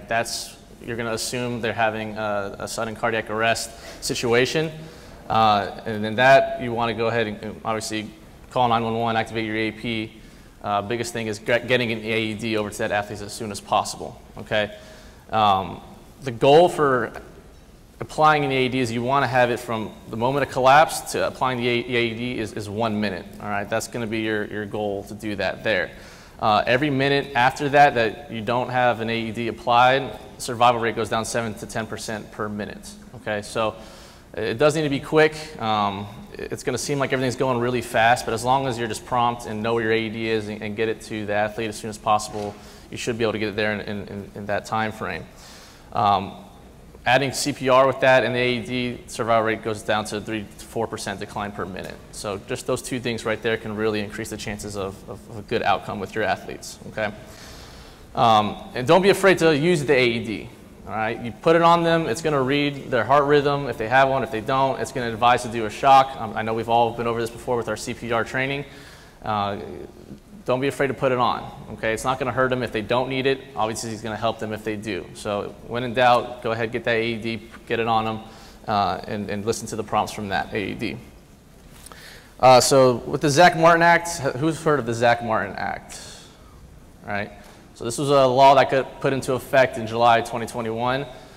So it is Florida law now, so I wish we would see some more hands with that. But it applies to heat, illness requirements and AED requirements. So Anytime that you have a practice, a game, a workout session, a conditioning session at your school, there needs to be an employee or a volunteer that is CPR AED certified, and there needs to be an AED available at that session, or at least within close reach to go get it with those sessions. All right, so that is a requirement in the law from Florida and the FHSAA as well. So that means it still does apply with middle school athletics too. So just making sure, again, that you know where that stuff is. Move on to the head. So this is going to be about concussions. All right. I know everybody loves concussions. We love them too. There's a lot of misconceptions behind these. Okay. So a sports-related concussion is an injury to the brain as a result of a force. All right. So it's not always just like a direct blow. All right. It's not just a football hit. It's not a basketball hitting your head, a baseball coming hitting you in the head. Sometimes it can be from non-contact. All right. I had a quarterback one time that was about to get sacked, got pulled by the face mask, kind of whipped his head around, and he started displaying some concussion-like symptoms. We pulled him from the game. His symptoms persisted, and got him to the doctor, and they diagnosed him with a concussion. We looked at the film and saw he never hit his head, but there was a violent enough whip that caused the brain to kind of shake in the head. And so that's where we're going to get the concussion-type things happen. It's not always from just that direct hit, but the way the brain is getting shifted in the head. Okay, so just be aware of that. Symptoms may be sudden. They can have a delayed onset, so they can show up a few days later. So it's important to know those symptoms as well and get a good history from that athlete as to what happened and what they're feeling. There's really no way to prevent them. All right. Some people think that helmets, mouth guards, face guards, all that type of stuff can help prevent concussions, but it really doesn't. It's really are mainly used for protecting the head, the face, the teeth, and all that. There's no strong evidence that proves that we can prevent any kind of concussions unless you just have them sit there on the side and do nothing, which obviously we're not going to do that. So again, knowing the symptoms is what's going to help you to kind of prevent any further damage with that. Now, if an athlete were to sustain a concussion, what are we going to do, right? When should they be removed from play? Well, the term is when in doubt, again, sit them out. Okay, so if an athlete does have a headache or is developing some dizziness, just get it off your hands, CYA, right, and send them over to us, let us handle it, and we'll get them evaluated and sent to the place they need to go if we think a physician referral is needed, okay? If you do suspect any kind of concussion, they're showing symptoms of that, they are not allowed to return to play that day, all right? So again, it's just kind of more of a better safe than sorry type deal, all right? We're going to evaluate them, see how they're doing. Again, these symptoms could mimic something else, so maybe they're just a little dehydrated or something like that, but that's where our evaluation skills will come in and help determine that, okay? So again, just let us handle it so we can get it off your hands. If we're not around and you're not sure, again, I would say just be safe with it. Talk to the parent, communicate is the biggest thing, because there is a little bit of a process when it comes to concussions versus like if we're going to get someone back from an ankle sprain. So the AT-18 form for high schools is what you're going to be utilizing to bring someone back from a concussion. So let's just say an athlete gets a concussion on a Monday, or we think they do. We need to set them up with a physician, okay? That physician will evaluate them, determine they have a concussion. They will need to wait till they're asymptomatic, so all their symptoms are gone for 24 hours. And then they will see the physician again to get cleared to start that AT-18. It's a 6-step protocol, really 5 stages of a gradual increase in exercise. If each one of those steps is completed and there's no return of symptoms from each step, after the last step, which is a return to a full practice, everything goes well, then they will go back to the physician to get it signed off, and then they are allowed to go back into play. All right, so that's just kind of in a nutshell how that process works. If you have any questions, please reach out to one of us.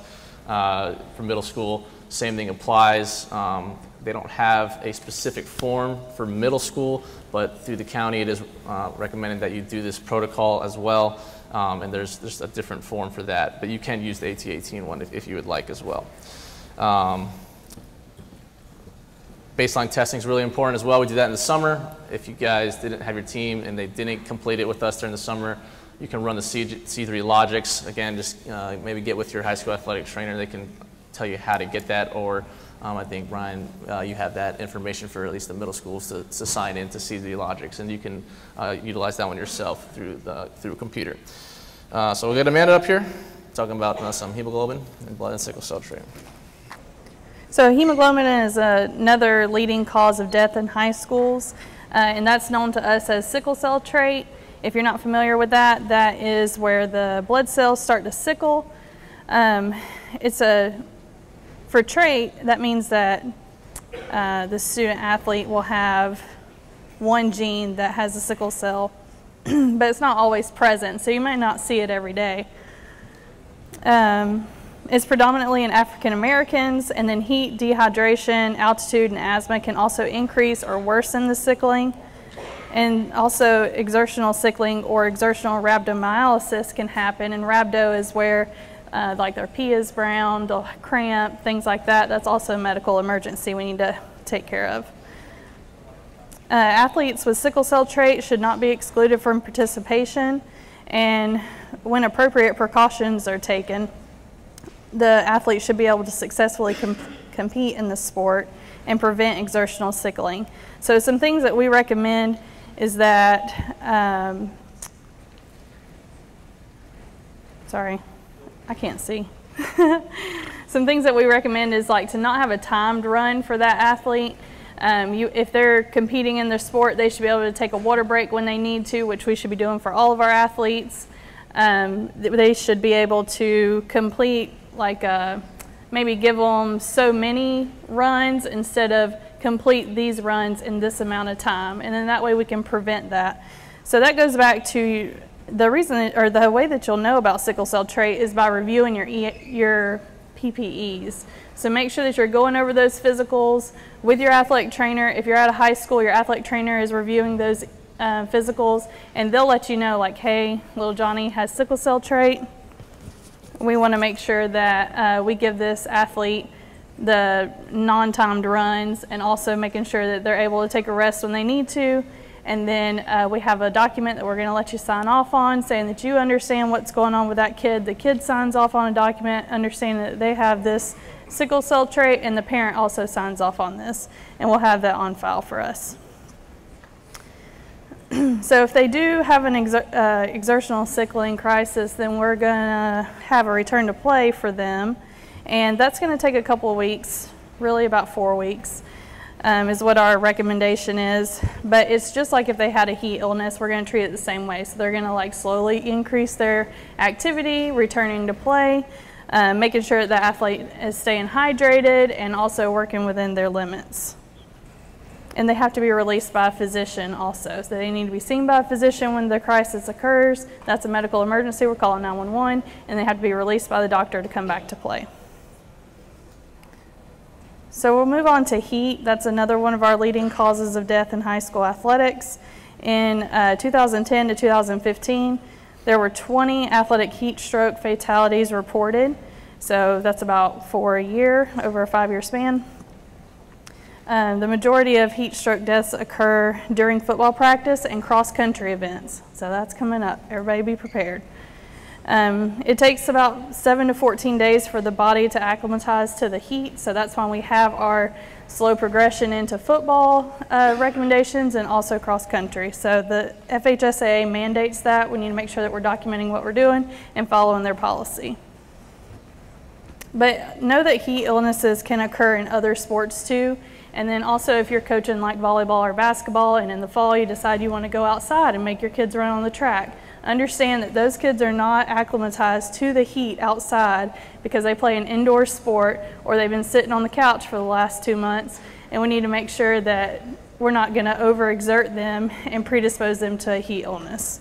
And we also need to be prepared for those things too.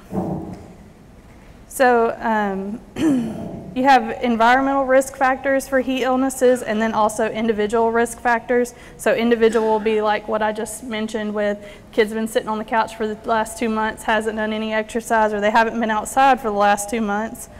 And then also like medication is a risk factor, sleep loss, dehydration, recent illness, overweight, just poor physical condition. And then also environmental risk factors would be like the high temperature outside, high humidity, so welcome to Florida. Direct sun exposure, workload severity and duration, excessive clothing, uniforms, or athletic equipment. So let's not let the kids wear sweatsuits underneath their pads, okay? That's my #1 pet peeve. And then also your athletic trainer will be checking the wet bulb globe thermometer. We all love this. It limits us almost every day in October. It's either lightning or heat. No, we do not like canceling practice. And then also you want to be educating your athletes to make sure that they are hydrating. They know how much hydration they need. So a good thing that I tell my athletes is whatever your body weight is, divided by 2, that's how many ounces of water you should be drinking a day. So a 150-pound kid should be drinking 75 ounces of water every day. And then also they're losing a lot of water at practice, so we gotta make up for that afterwards. And then making sure that your kids are eating properly too. I know it's hard to control what they're doing at home, but we can always make recommendations. And then I know in my office I've always kept peanut butter and jellies, and that seems to go over well. So the wet bulb globe thermometer, we have different grades on what we can do if the temperature is like less than 90, or the wet bulb reading is 90 to 92. That's going to be our high risk for heat illness, and that's our max practice is 1 hour. We want to make sure that we're offering breaks every 20 minutes, and it needs to be in a shaded area. And then we've also got no equipment on, so that's shirts only. And then below that would be 87 to 89.9. We're at moderate risk for heat illness. This is where we are like 95% of the time during our fall workouts. So for football, they could have a helmet and shoulder pads and shorts, making sure that we're still giving them breaks. Max practice time is 2 hours. And then also breaks should be 4 minutes each. And we want to give them a shaded area if we have that available also. And then below that, we're in the green, so we don't have any recommendations different from like your normal practice time. Always offer water. If a kid says they're thirsty, let them go get something to drink. That's just a good rule of thumb. And then offering breaks too. Long gone are the days where we say we can't have a water break until we work harder. We can't do that anymore. And so as athletic trainers, we'll all be monitoring these different grades and knowing what the temperature is, what the reading is, letting you know like, hey coach, this is what we should be doing right now. And it's up to you to make the change and make sure that we are accommodating for those high temperatures. And then a little bit later, it'll be lightning, so it'll all change again. So Nick had mentioned the Zach Martin Act before, and this is Florida law, so we need to be following this. This is where our CPR certification requirement comes into play. So this is why we all got CPR certified last year, because that's part of the Zach Martin Act. And then also having the required equipment that you need on the sideline for a heat management, heat illness management. So having the cold tub, having the ice chest ready to go on the sideline, having the AED on the sideline, all of that is part of that Zach Martin Act. So that's why we're doing it.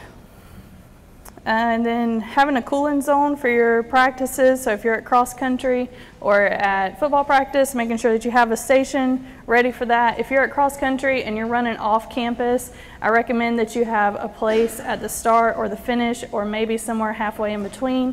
And coaches usually ride their bike or run with the kids so that they can be there if something were to happen, and have your phone on you or your watch ready to call 911 if you need to, okay?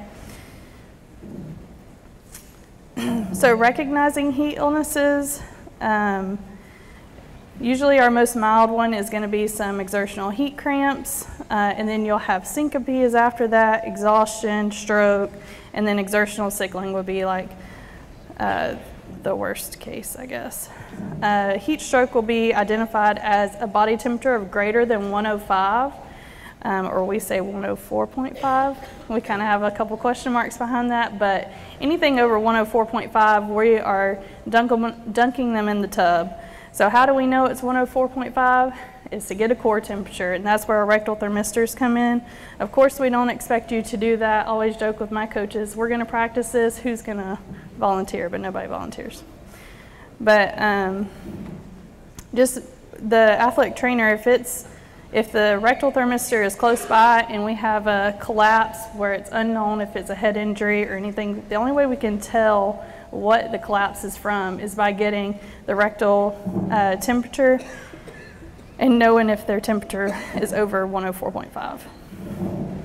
We're still dunking everybody though. Everybody's going in the tub if they pass out, okay? Unless we witnessed a head injury or they have a known heart condition.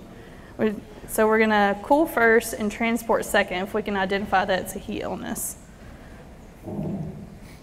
If the rectal thermistor is unavailable, we're gonna assume the cooling rate of 1 degree every 3 minutes. So say it's 104.5, we don't want to pull them out of the tub until their temperature is down to 101.5. So that's 3 degrees. So we're gonna go for at least 9 minutes, make it an even 10. They're staying in the tub for 10 minutes. EMS is gonna take that long to get there, okay? Hi everyone, my name is Megan McKenzie. I'm the athletic trainer at Fort Walton Beach. This is my second year down here, so still relatively new, but learning the area a little bit better. So what I'm going to be talking about is lightning and weather-related emergencies. As we know, in Florida, storms can pop up anytime out of the blue. It can be perfectly sunny, and then 5 seconds later, storm alert's going off. So one of the things we do know is that between 2005 and 2014, there was approximately 300 lightning-related fatalities, and of that, about 15% happened in Florida, which makes us the #1 leading state, hence why this is so important to be prepared. And just out of curiosity, I did look up the numbers for 2022 so far. Across the country, there have been 8. There's been 1 in Florida. So it has happened. Another reason we need to be prepared. And then something to take into consideration, environmental factors, especially in fall, especially football, cross country. We are outdoors. So we need to be ready, be prepared to move, act if something does happen. One statistic shows that 54% of all these lightning weather-related fatalities occurred in open fields or at a stadium or on a golf course. Clearly, these are places we will be for our athletes. Another report showed that in 2011, 62% of lightning fatalities occurred during organized sporting events. Just more reason why we need to be prepared. And one kind of myth about storms. You can hear thunder, but not necessarily see lightning. Wait, I just said that backwards. You can see lightning, but not hear thunder. Thunder is a direct response to lightning. So if you do hear thunder, or if you do see lightning, prepare to go indoors, alter your practice. Another big thing, if this is occurring at a football game, don't just focus on the football team. Focus on the coaches, the cheerleaders, the dancers, the spectators, the officials. Everyone involved needs to be aware. So yeah. In that regard, most athletic facilities should have some sort of PA announcement that can be made to the official over loudspeaker. Announcement should include things like where are safe places for the specific venue and when it's okay to return to activity. And typically there's some different lines of thinking on safe spaces. Safe spaces are buildings that are enclosed but try and stay away from plumbing. So places like a gymnasium, an auditorium, things like that, those are all good safe places to go. If no building is available, fully enclosed vehicle is okay. But some of the places that are not necessarily considered safe spaces, dugouts, batting cages, under trees, anything like that, obviously you're still out in the open and can be exposed to these lightning strikes. So one of the things we put in place is we do have a policy instituted by Andrews Institute that we must follow. That policy states within 30 miles, if a storm's within 30 miles, the athletic trainer will make the coaches aware that there is a potential for a storm to come up and be ready to make changes to practices, games if necessary. If a storm's within 15 miles, the athletic trainer will send out a watch. Coaches need to be on notice that plans can change in an instant. And then the final thing is if there's a lightning strike within 10 miles, all activity outdoors has to cease, move, if possible, move practice indoors. If not, just stop practice.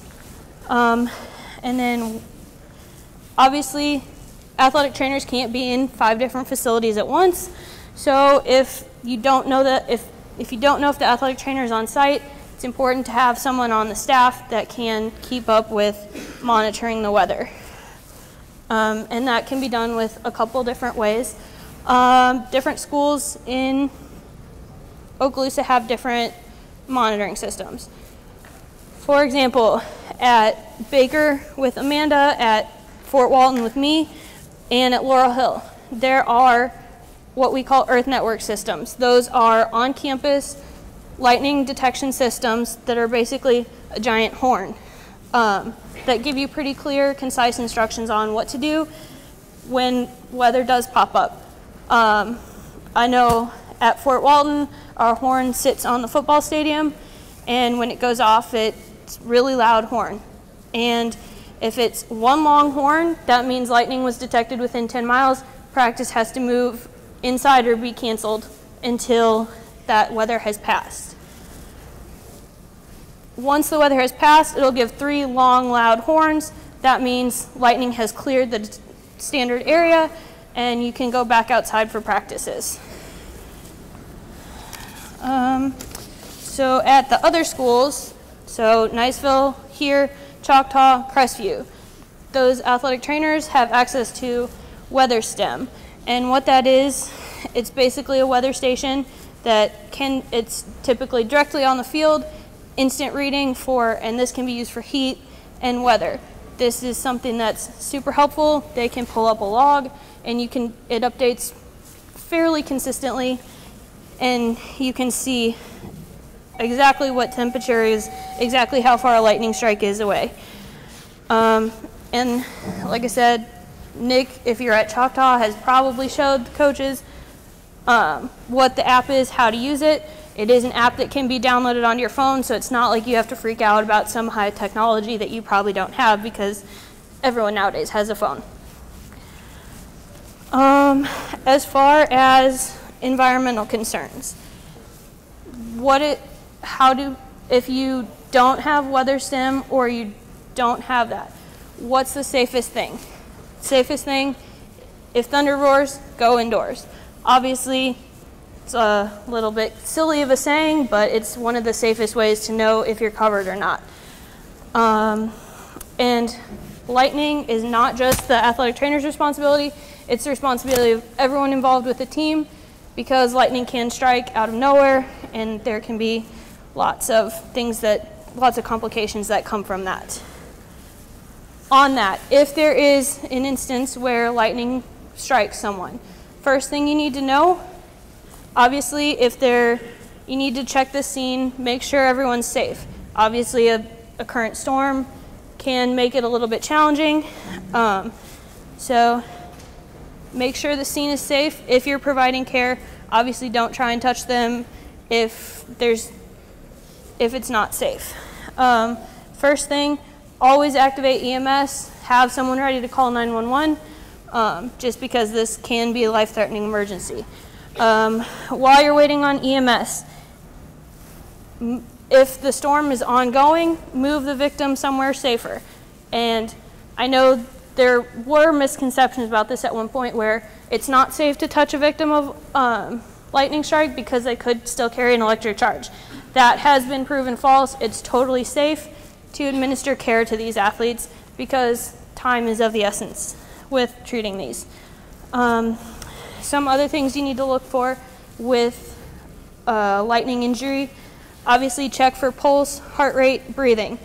If none of those are there, if you don't find any signs of any of that, CPR, AED, if they're available on site, obviously can be life-saving measures that can be taken.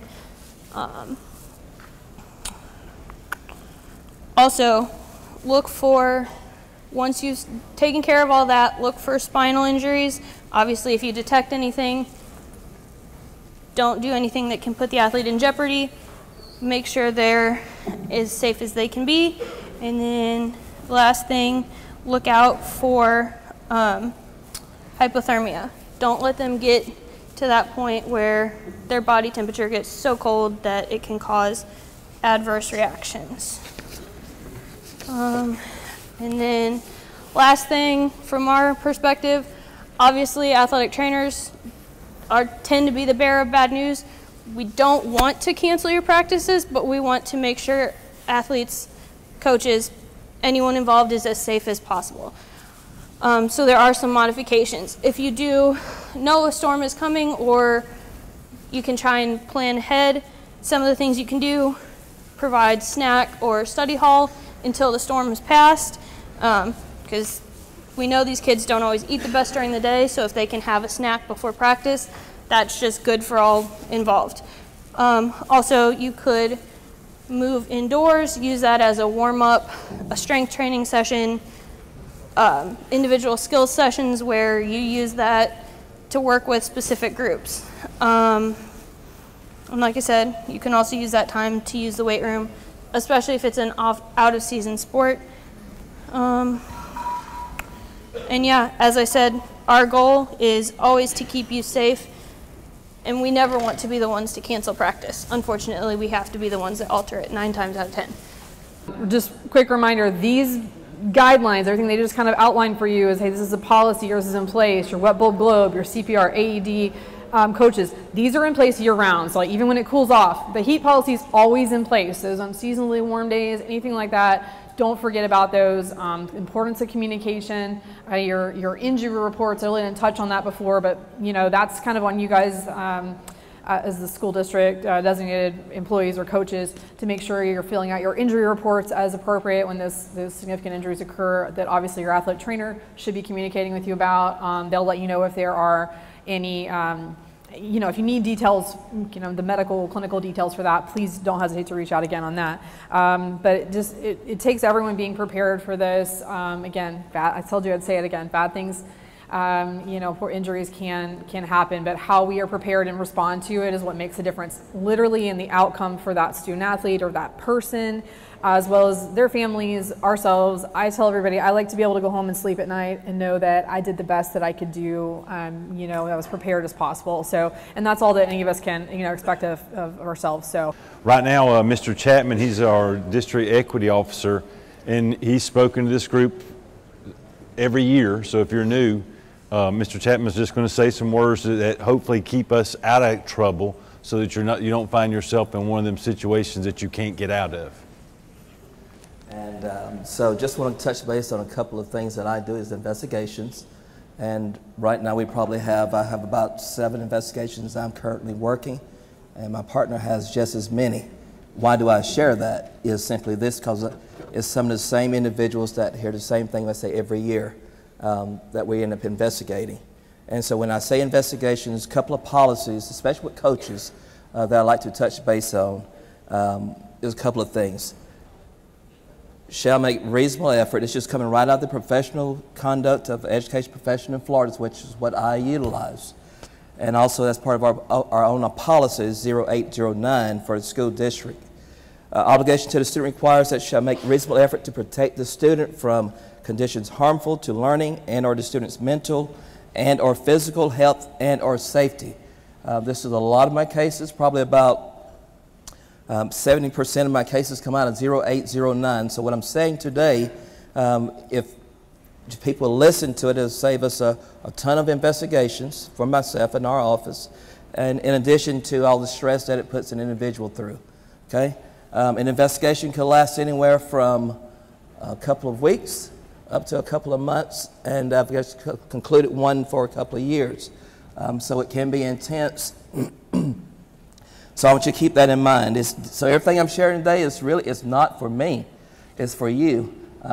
Because here's the thing, is if there's an allegation, it's going to be investigated, and in that investigation it can lead into a whole different process of events that must take place according by law today.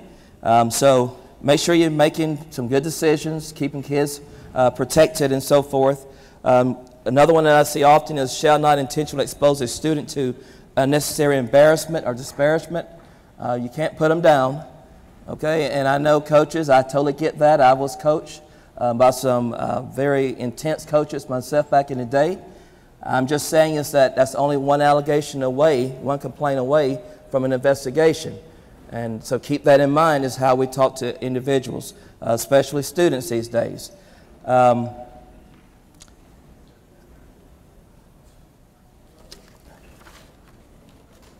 not exploit a relationship with a student for personal gain or advantage. I think you may have touched base on some conflict of interest stuff earlier. Obligation to the public requires that you should not use institutional privileges for personal gain or advantage again. One that I do see more and more of that's been popping up is the educators expect to be in control of their emotions. So if you get into it with a parent and you're going toe-to-toe with them, you're screaming, you're yelling, you're doing all these things and so forth, and the parent then turn around and file a complaint, that can be a violation if you lost control of your emotions and so forth to that degree.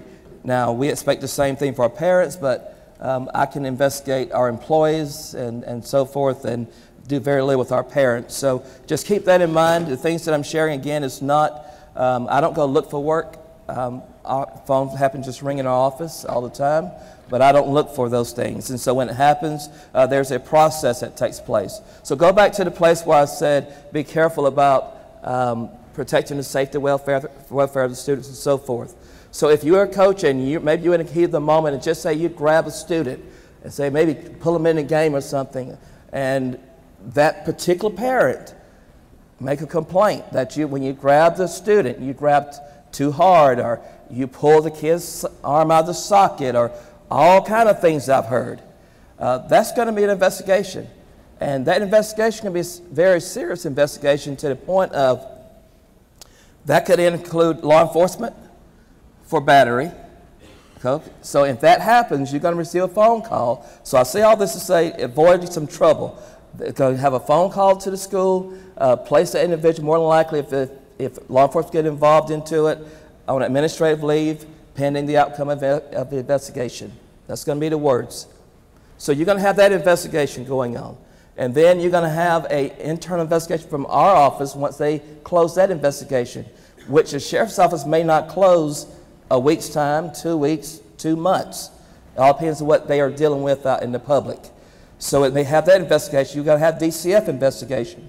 And if you have a certificate, if you're a licensed educator, it's also going to have a potential of another investigation from the Office of Professional Practice. All from what?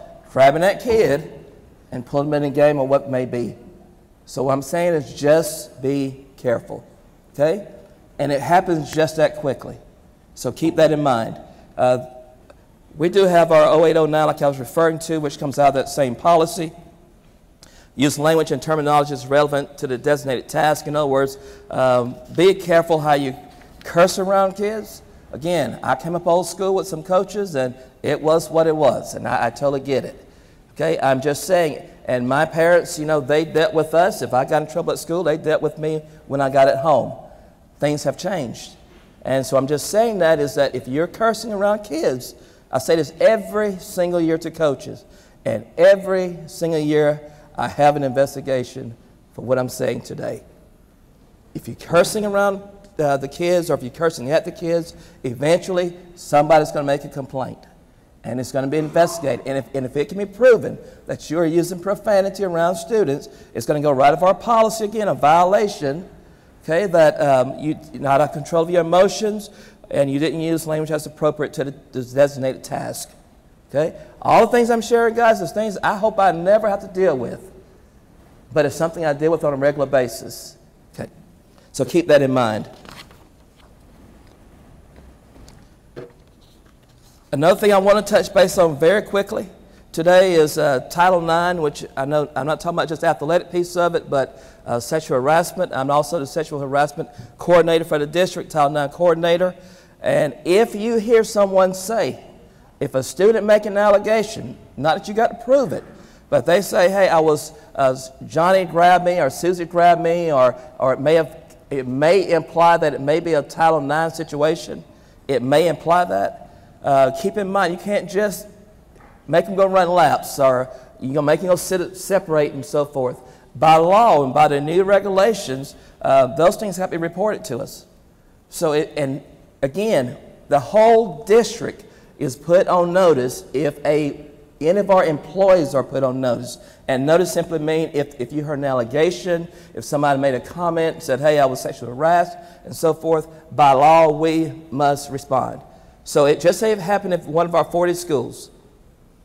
And they addressed it, they dealt with it, and then down the road comes out, did you notify, this become a big issue? Because I've learned that sometimes it may just be addressed, may have been addressed for a season or a moment of time, but then down the road, guess what? Somebody make a complaint, and then Office of Civil Rights gets involved, and State's Attorney's Office get involved, and all these individuals get involved in our lives, and so forth. So I say all that to say this is, if you hear someone say it, not that you've got to prove it, but if you just hear the words, hey, I was sexually harassed and so forth, it ought to trigger some things. You have a Title IX liaison at your school that I need to go tell somebody what I've heard. If it's a lunchroom worker, if it's a coach, it doesn't matter. It puts the whole district, and I keep saying that because by federal statute and federal regulations now, once the district is put in notice, we must take appropriate action. Otherwise, we could suffer a severe penalty and so forth, and that's a whole different ball game. So I say all what I'm saying is simply, guys, just to make sure that you have a great year this year of coaching. Kids need it. I enjoyed being a coach myself, cross country coach back in the day and so forth, and I enjoyed what I did. And but I realized with the litigious times that we're in today is that don't put yourself in a position where you got to try to defend what I was doing and so forth. And here's the thing, think about the stress it puts not just on you, but on your family and your kids and everybody. Because it's nothing I can just rush and speed up and so forth. It is going to take a process. And also keep in mind is that the public opinion is going to be out there during this whole course of the event as well. It'll hit social media before I can even have an interview with you probably. And so keep those things in mind. Make good decisions. If you see your colleague just getting out of, getting heated, maybe intervene on their behalf because it's going to help everybody. And again, we're in a very litigious society. I keep saying that. And even the things they were sharing earlier, I was listening to some of the things and so forth. If there was a situation involving some of those protocols that you've been taught today and so forth, if there's ever a lawsuit, they're going to say who was in attendance, what did they cover, so you should have known how to respond appropriately to this, and so forth. See, all my investigations tied into so many things outside of just this policy that we're talking about today. So all I'm saying is protect yourself and protect one another. Any questions for me regarding investigations, equity? It's just doing the right thing, treating people the right way, and using a lot of wisdom these days and not saying what sometimes you may want to say. Any questions for me? Okay, thank you. And so Ms. Barron is now, she's the principal of Pryor Middle School, but she's now the Middle School Athletics Conference president. And so we're going to go over some middle school stuff and high school stuff that apply to everybody in here. And note that, we do have to go over this every year. Some of the things are repetitive, but it's because the coaching profession, it's changed. The older people, the people that are closer to my age, they've watched it. It's just not having practice and calling plays. It's the responsibility of a coach has gotten so wide and so broad. And then you're going to see, if you've not coached before, if you're a head coach, it's like putting a bullseye on. Somebody's waiting for you to make a mistake. And you don't think that's going to happen, but you keep coaching long enough and you'll see it's going to happen. If you stumble a little bit or even perceive like you stumbled a little bit, you're going to have 50 people on your tail looking for somebody, calling attorneys. And so that's why all of this stuff that we're going over, it's extremely important. 30 years ago, it probably wouldn't have even been a discussion.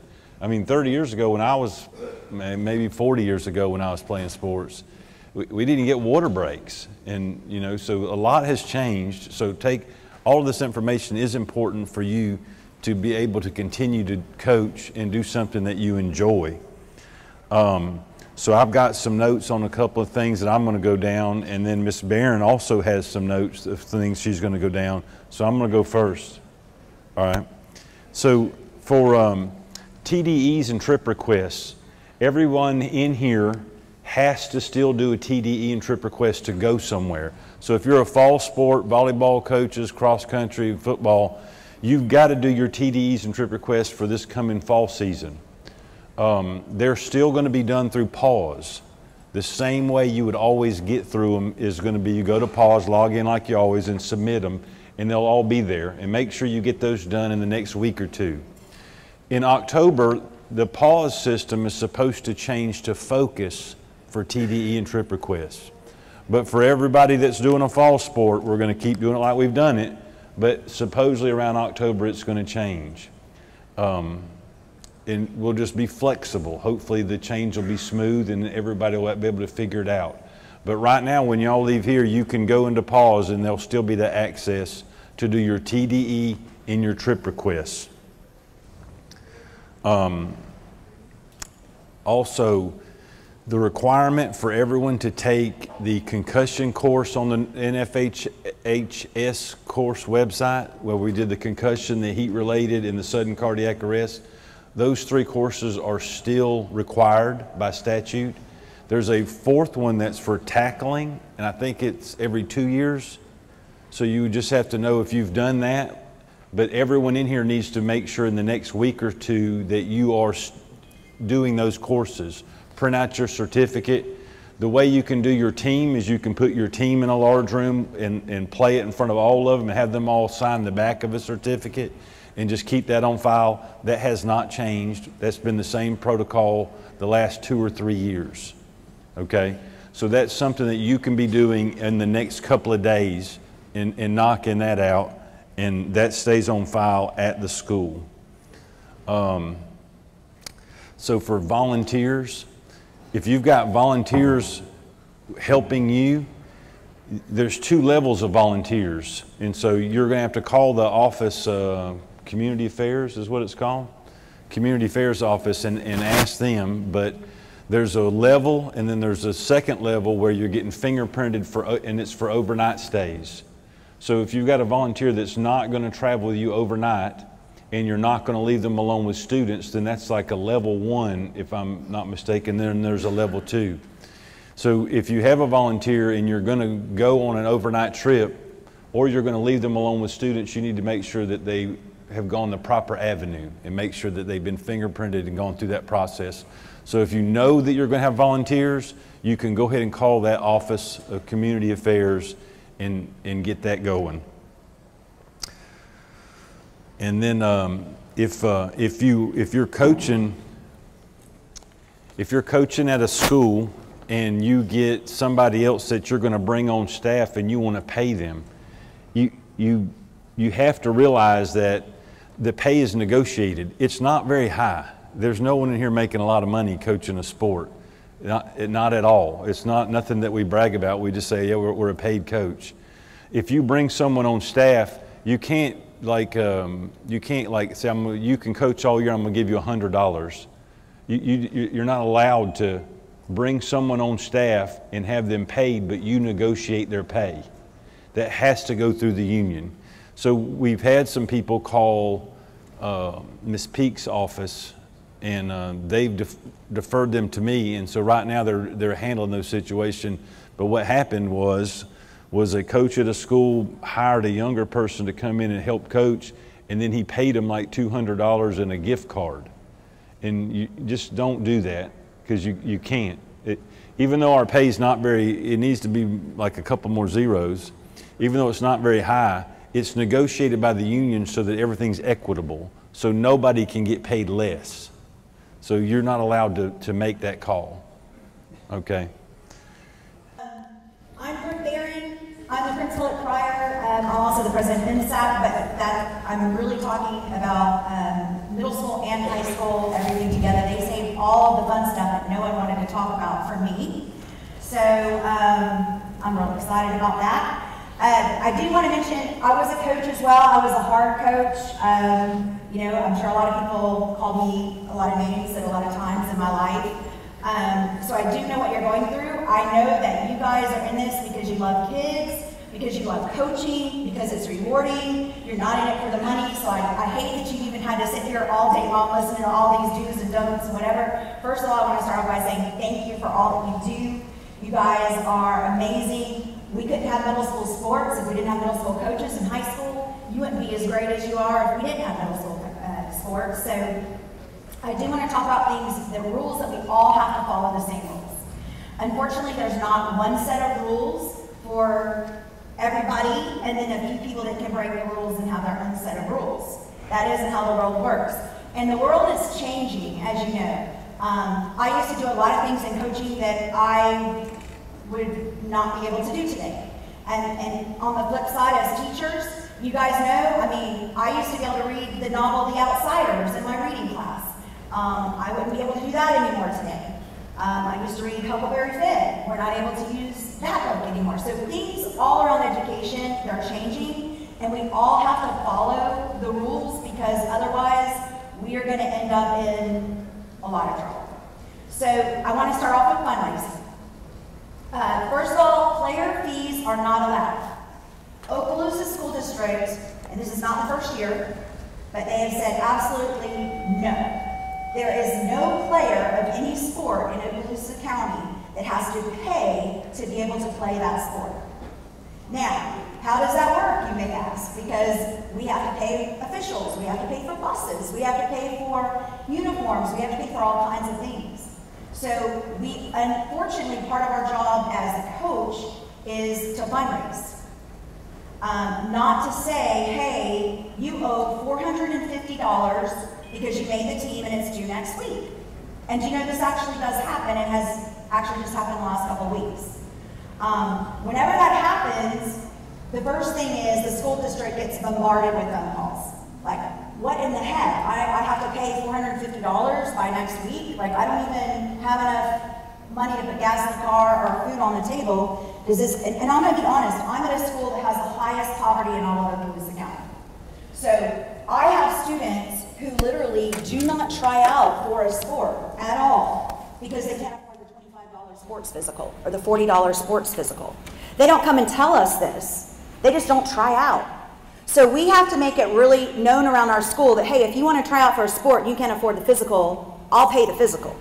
Like, we're going to find a way to pay the physical to let you play sports. If you don't have a pair of running shoes, we're going to find someone to get you a pair of running shoes. Run with it, by the way, is wonderful about that. But I just want to say that you have to fundraise or give them the opportunity to fundraise for any money you're going to collect from them. So the best way to do this is to start off by having a parent meeting where you go over all the finances with them. It needs to be open and they need to understand what it is they're paying for. Okay? If you're, what Mr. Humphrey was talking about paying an outside coach, let's say you're trying to bring, you know, somebody in from the outside to do some things, you know, there's a process for that. And the parents need to be well aware of what everyone's getting paid. Because if there are some summer coaching hours that are coming out of what you're wanting your kids to pay, they need to know that. And they need to know what that coach is being paid. And you shouldn't have an outside coach coming in making more money than the supplemented coach that the school district is paying. So, I mean, if they're in this to make money and they're in this to line their pockets, they're in the wrong place. Like, they probably don't need to be in the school system. just saying. So make sure that you're very upfront with your parents and you let them know exactly where all the money is going. When they know that information, they're like, okay, this makes sense. But if they think that it's somehow you're trying to rob them or you're trying to take money to, you know, go take a trip somewhere, they're not going to be real happy. So you want to make sure that that's what you're doing. Each sport in Okaloosa County is self-sufficient. Okay, a long time ago when I first came to this district, I know several of you first came to this district, we were provided summer pay for our coaches through the district. That was extremely helpful. But then when budgets got cut over time, that stopped happening. So now we have to support our own coaches. They don't do this for free. If they are up there working in the summer, we want to pay them summer hours. So it's very understandable, but you just need to make sure that everybody is aware of all of that. The money that you're raising for your sport in that year, it is for that year. So you're not raising money for 5 years from now or 4 years from now, or just have a big bunch of money in your account. So like those athletes on that team for that year are raising money for themselves for that program. So by the end of your school year, your account really should be close to zero. You should have spent everything that you've raised for that team, because that team is now last year's team, right? Moving into the next year. So those are some of the things that you really need to think about for fundraising. There are all kinds of new and innovative ways now to raise money. You know, having some big fundraisers school-wide that splits between the sports that participate is one way you can do it, or you can do your own thing for your sport. It depends on your athletic director and your principal and your school.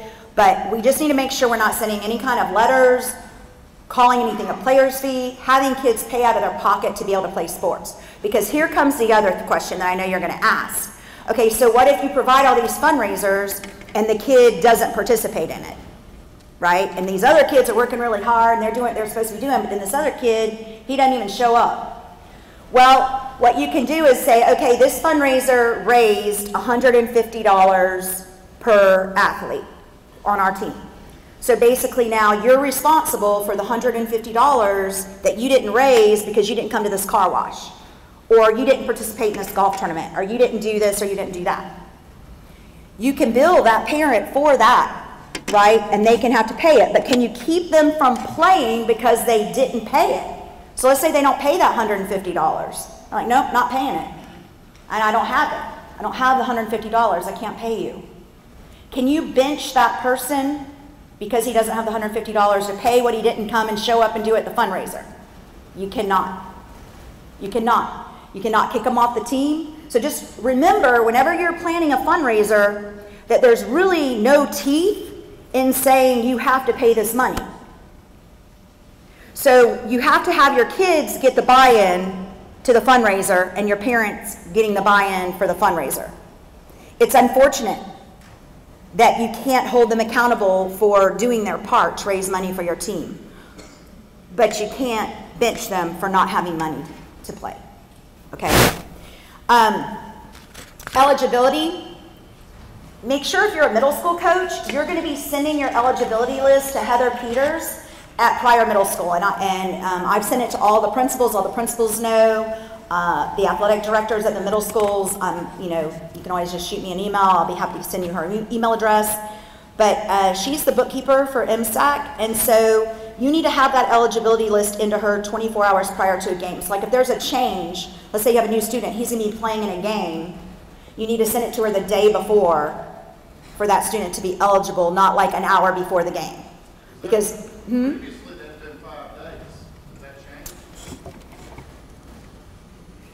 for a change, it's 5 days before the season starts for your whole eligibility list. But if like you have a change of a student, like one person you're adding, then you need to make sure it's done 24 hours in advance before that game. Because in the past, what's ended up happening is people are sending it in maybe an hour or 2 hours before game time. And what if my bookkeeper is absent that day or not available at that moment, then we have an old eligibility list. So 24 hours to make a change. Okay? Remember, if they do not have a physical, they cannot practice. They cannot try out. They cannot do anything. You can have them sit there and watch, I guess, in the bleachers, but they can't do anything without a physical. And then they can't play in a game without all of their paperwork turned in. So that's like their baseline testing, their parent permission, their injury information sheet, all of that stuff in that packet has to be totally completed before game time. So you need to have a plan at your school for the managing of the eligibility paperwork. All physicals need to be kept in one spot. I'll tell you how we do it. We have my admin secretary keeps all the physicals because usually people just come drop them in at the front of the school. She'll make copies for the coaches, but she keeps the originals, and those originals never go into the coach's hands. So We don't give the original to our football coach and say, here you go, here's the physical for little Joey. And then that football coach passes it on to the basketball coach, who passes it on to the golf coach. That's a good way for physicals to get lost. And if you've ever experienced a parent who says they have a lost physical, it is not a pleasant situation. So we keep all of those in the front office. We have a Excel spreadsheet that our athletic director and my administrative assistant have access to make changes. It's always a live document. So our AD can go in there and check, hey, does this student have a physical? Is this student cleared? Do they have all the paperwork? And they can both see that spreadsheet live at any time. But don't divvy up those physicals and that paperwork and put them in the coach's hands, because the coaches have so much they're doing and so many things going on. You know, if those get misplaced, we're in a real bad spot. Our packet is the same as last year, so we haven't made any changes to it. It's good for 12 months. So if someone had a physical, it's good for a whole year, a calendar year. Remember, controlled open enrollment. If you are a school that is closed, the students must apply for a hardship waiver to be able to go to that school and to be able to play sports at that school. So don't forget about that. Grade eligibility, just a reminder for middle school, we go by the preceding quarter for grades, or if it's at the beginning of the year, we can look at what the year-end averages were at the end of the previous year. So like for now, our athletes coming in for the fall, to see if they're eligible, we would look at their year-end averages from last year or the fourth quarter, whichever one benefits the child the most. That's what we're going to go with. At one time, they also used second semester. Is that no longer a thing? No, there is really no second semester for middle schools. Now, high schools, yes. Middle schools, no. Those grades, when you want to know, okay, what day can I look? What day does that count? Because, you know, a lot of times there's a lot of changes between the time they grade the last day of the quarter and then the time they get the report cards. So MSAC determined for middle schools, that deadline day is the day grade verifications are due to the district for that quarter. So whatever the grades are at that time, that you can go ahead and let that student start playing or whatever once that deadline has passed, if they then are eligible. For high school, this is where we're looking at the semesters. Okay, so semester eligibility can only change at the high school level at a semester, not at a quarter. And it takes 6 days for all of those grades to post, for changes to be made. So on the 6th day, after the end of a semester, then your student would be eligible, your athlete would be eligible. Okay, so that's the difference between middle school and high school. And then the very last thing that I'm going to talk about is sportsmanship. You guys, right now, we have a handful of coaches that are being investigated by professional practices based on things that they have done or are accused of doing or, you know, supposedly have done or whatever. They're investigating it. But for things that they've said and done that do not dictate good sportsmanship. Right? So this means no cussing. So again, things have changed. When you were an athlete growing up, maybe your coach cussed you out every day, and maybe it motivated you to be the best you could be. Okay? That was a long time ago. We are now looking at, in middle school, you're coaching 11, 12, 13-year-olds, kids. You know, and in high school, they're still kids. So we are held to a high standard. And no matter how aggravated or how mad or whatever you get, and trust me, I understand sometimes you can get pretty mad at some of these kids, but it's just not worth it. It's not worth it to get your certificate yanked by the state of Florida for using foul language, calling kids names, calling them derogatory names, saying derogatory things to them. It can get your certificate taken away. It's just not worth it. I mean, it is not. So you want to display good sportsmanship between the player and the coach. You want to teach good sportsmanship to these young people. And how are you teaching them good sportsmanship if you're not being a good sport yourself? So if you're screaming and yelling at the umpire, okay, or you're screaming and yelling and cussing at a kid, how is that modeling for that student athlete how to be a good sport. It's not. We have to be models of it. The players and the umpires. There were several incidents this year where we had players that were belittling the umpires, cussing at the umpires. You know, all of us know how hard it is to find umpires in this day and age, and this is the reason why, because of the parents screaming and yelling at them in the stands, student athletes being disrespectful to them. These are the things that we cannot have in Okaloosa County. So we just want to make sure to be able to retain these people that we've hired to do these games and to have them coaching. We need to make sure, I mean, have them umpiring, that we are positive role models and we are kind and, you know, good to them, and we display good conduct. So just make sure that good sportsmanship, that you're thinking about it in terms of the fans, the parents, the umpires, the officials, the coaches, and the players. We're not going to tolerate bad sportsmanship. I know you guys are going to model it to your athletes, and I know we're going to have a great year. So without further ado, unless Mr. Humphrey has anything else to say, I hope you guys can go out and get warm and go get some lunch and have a great rest of your day. And this means we're one step closer to football season.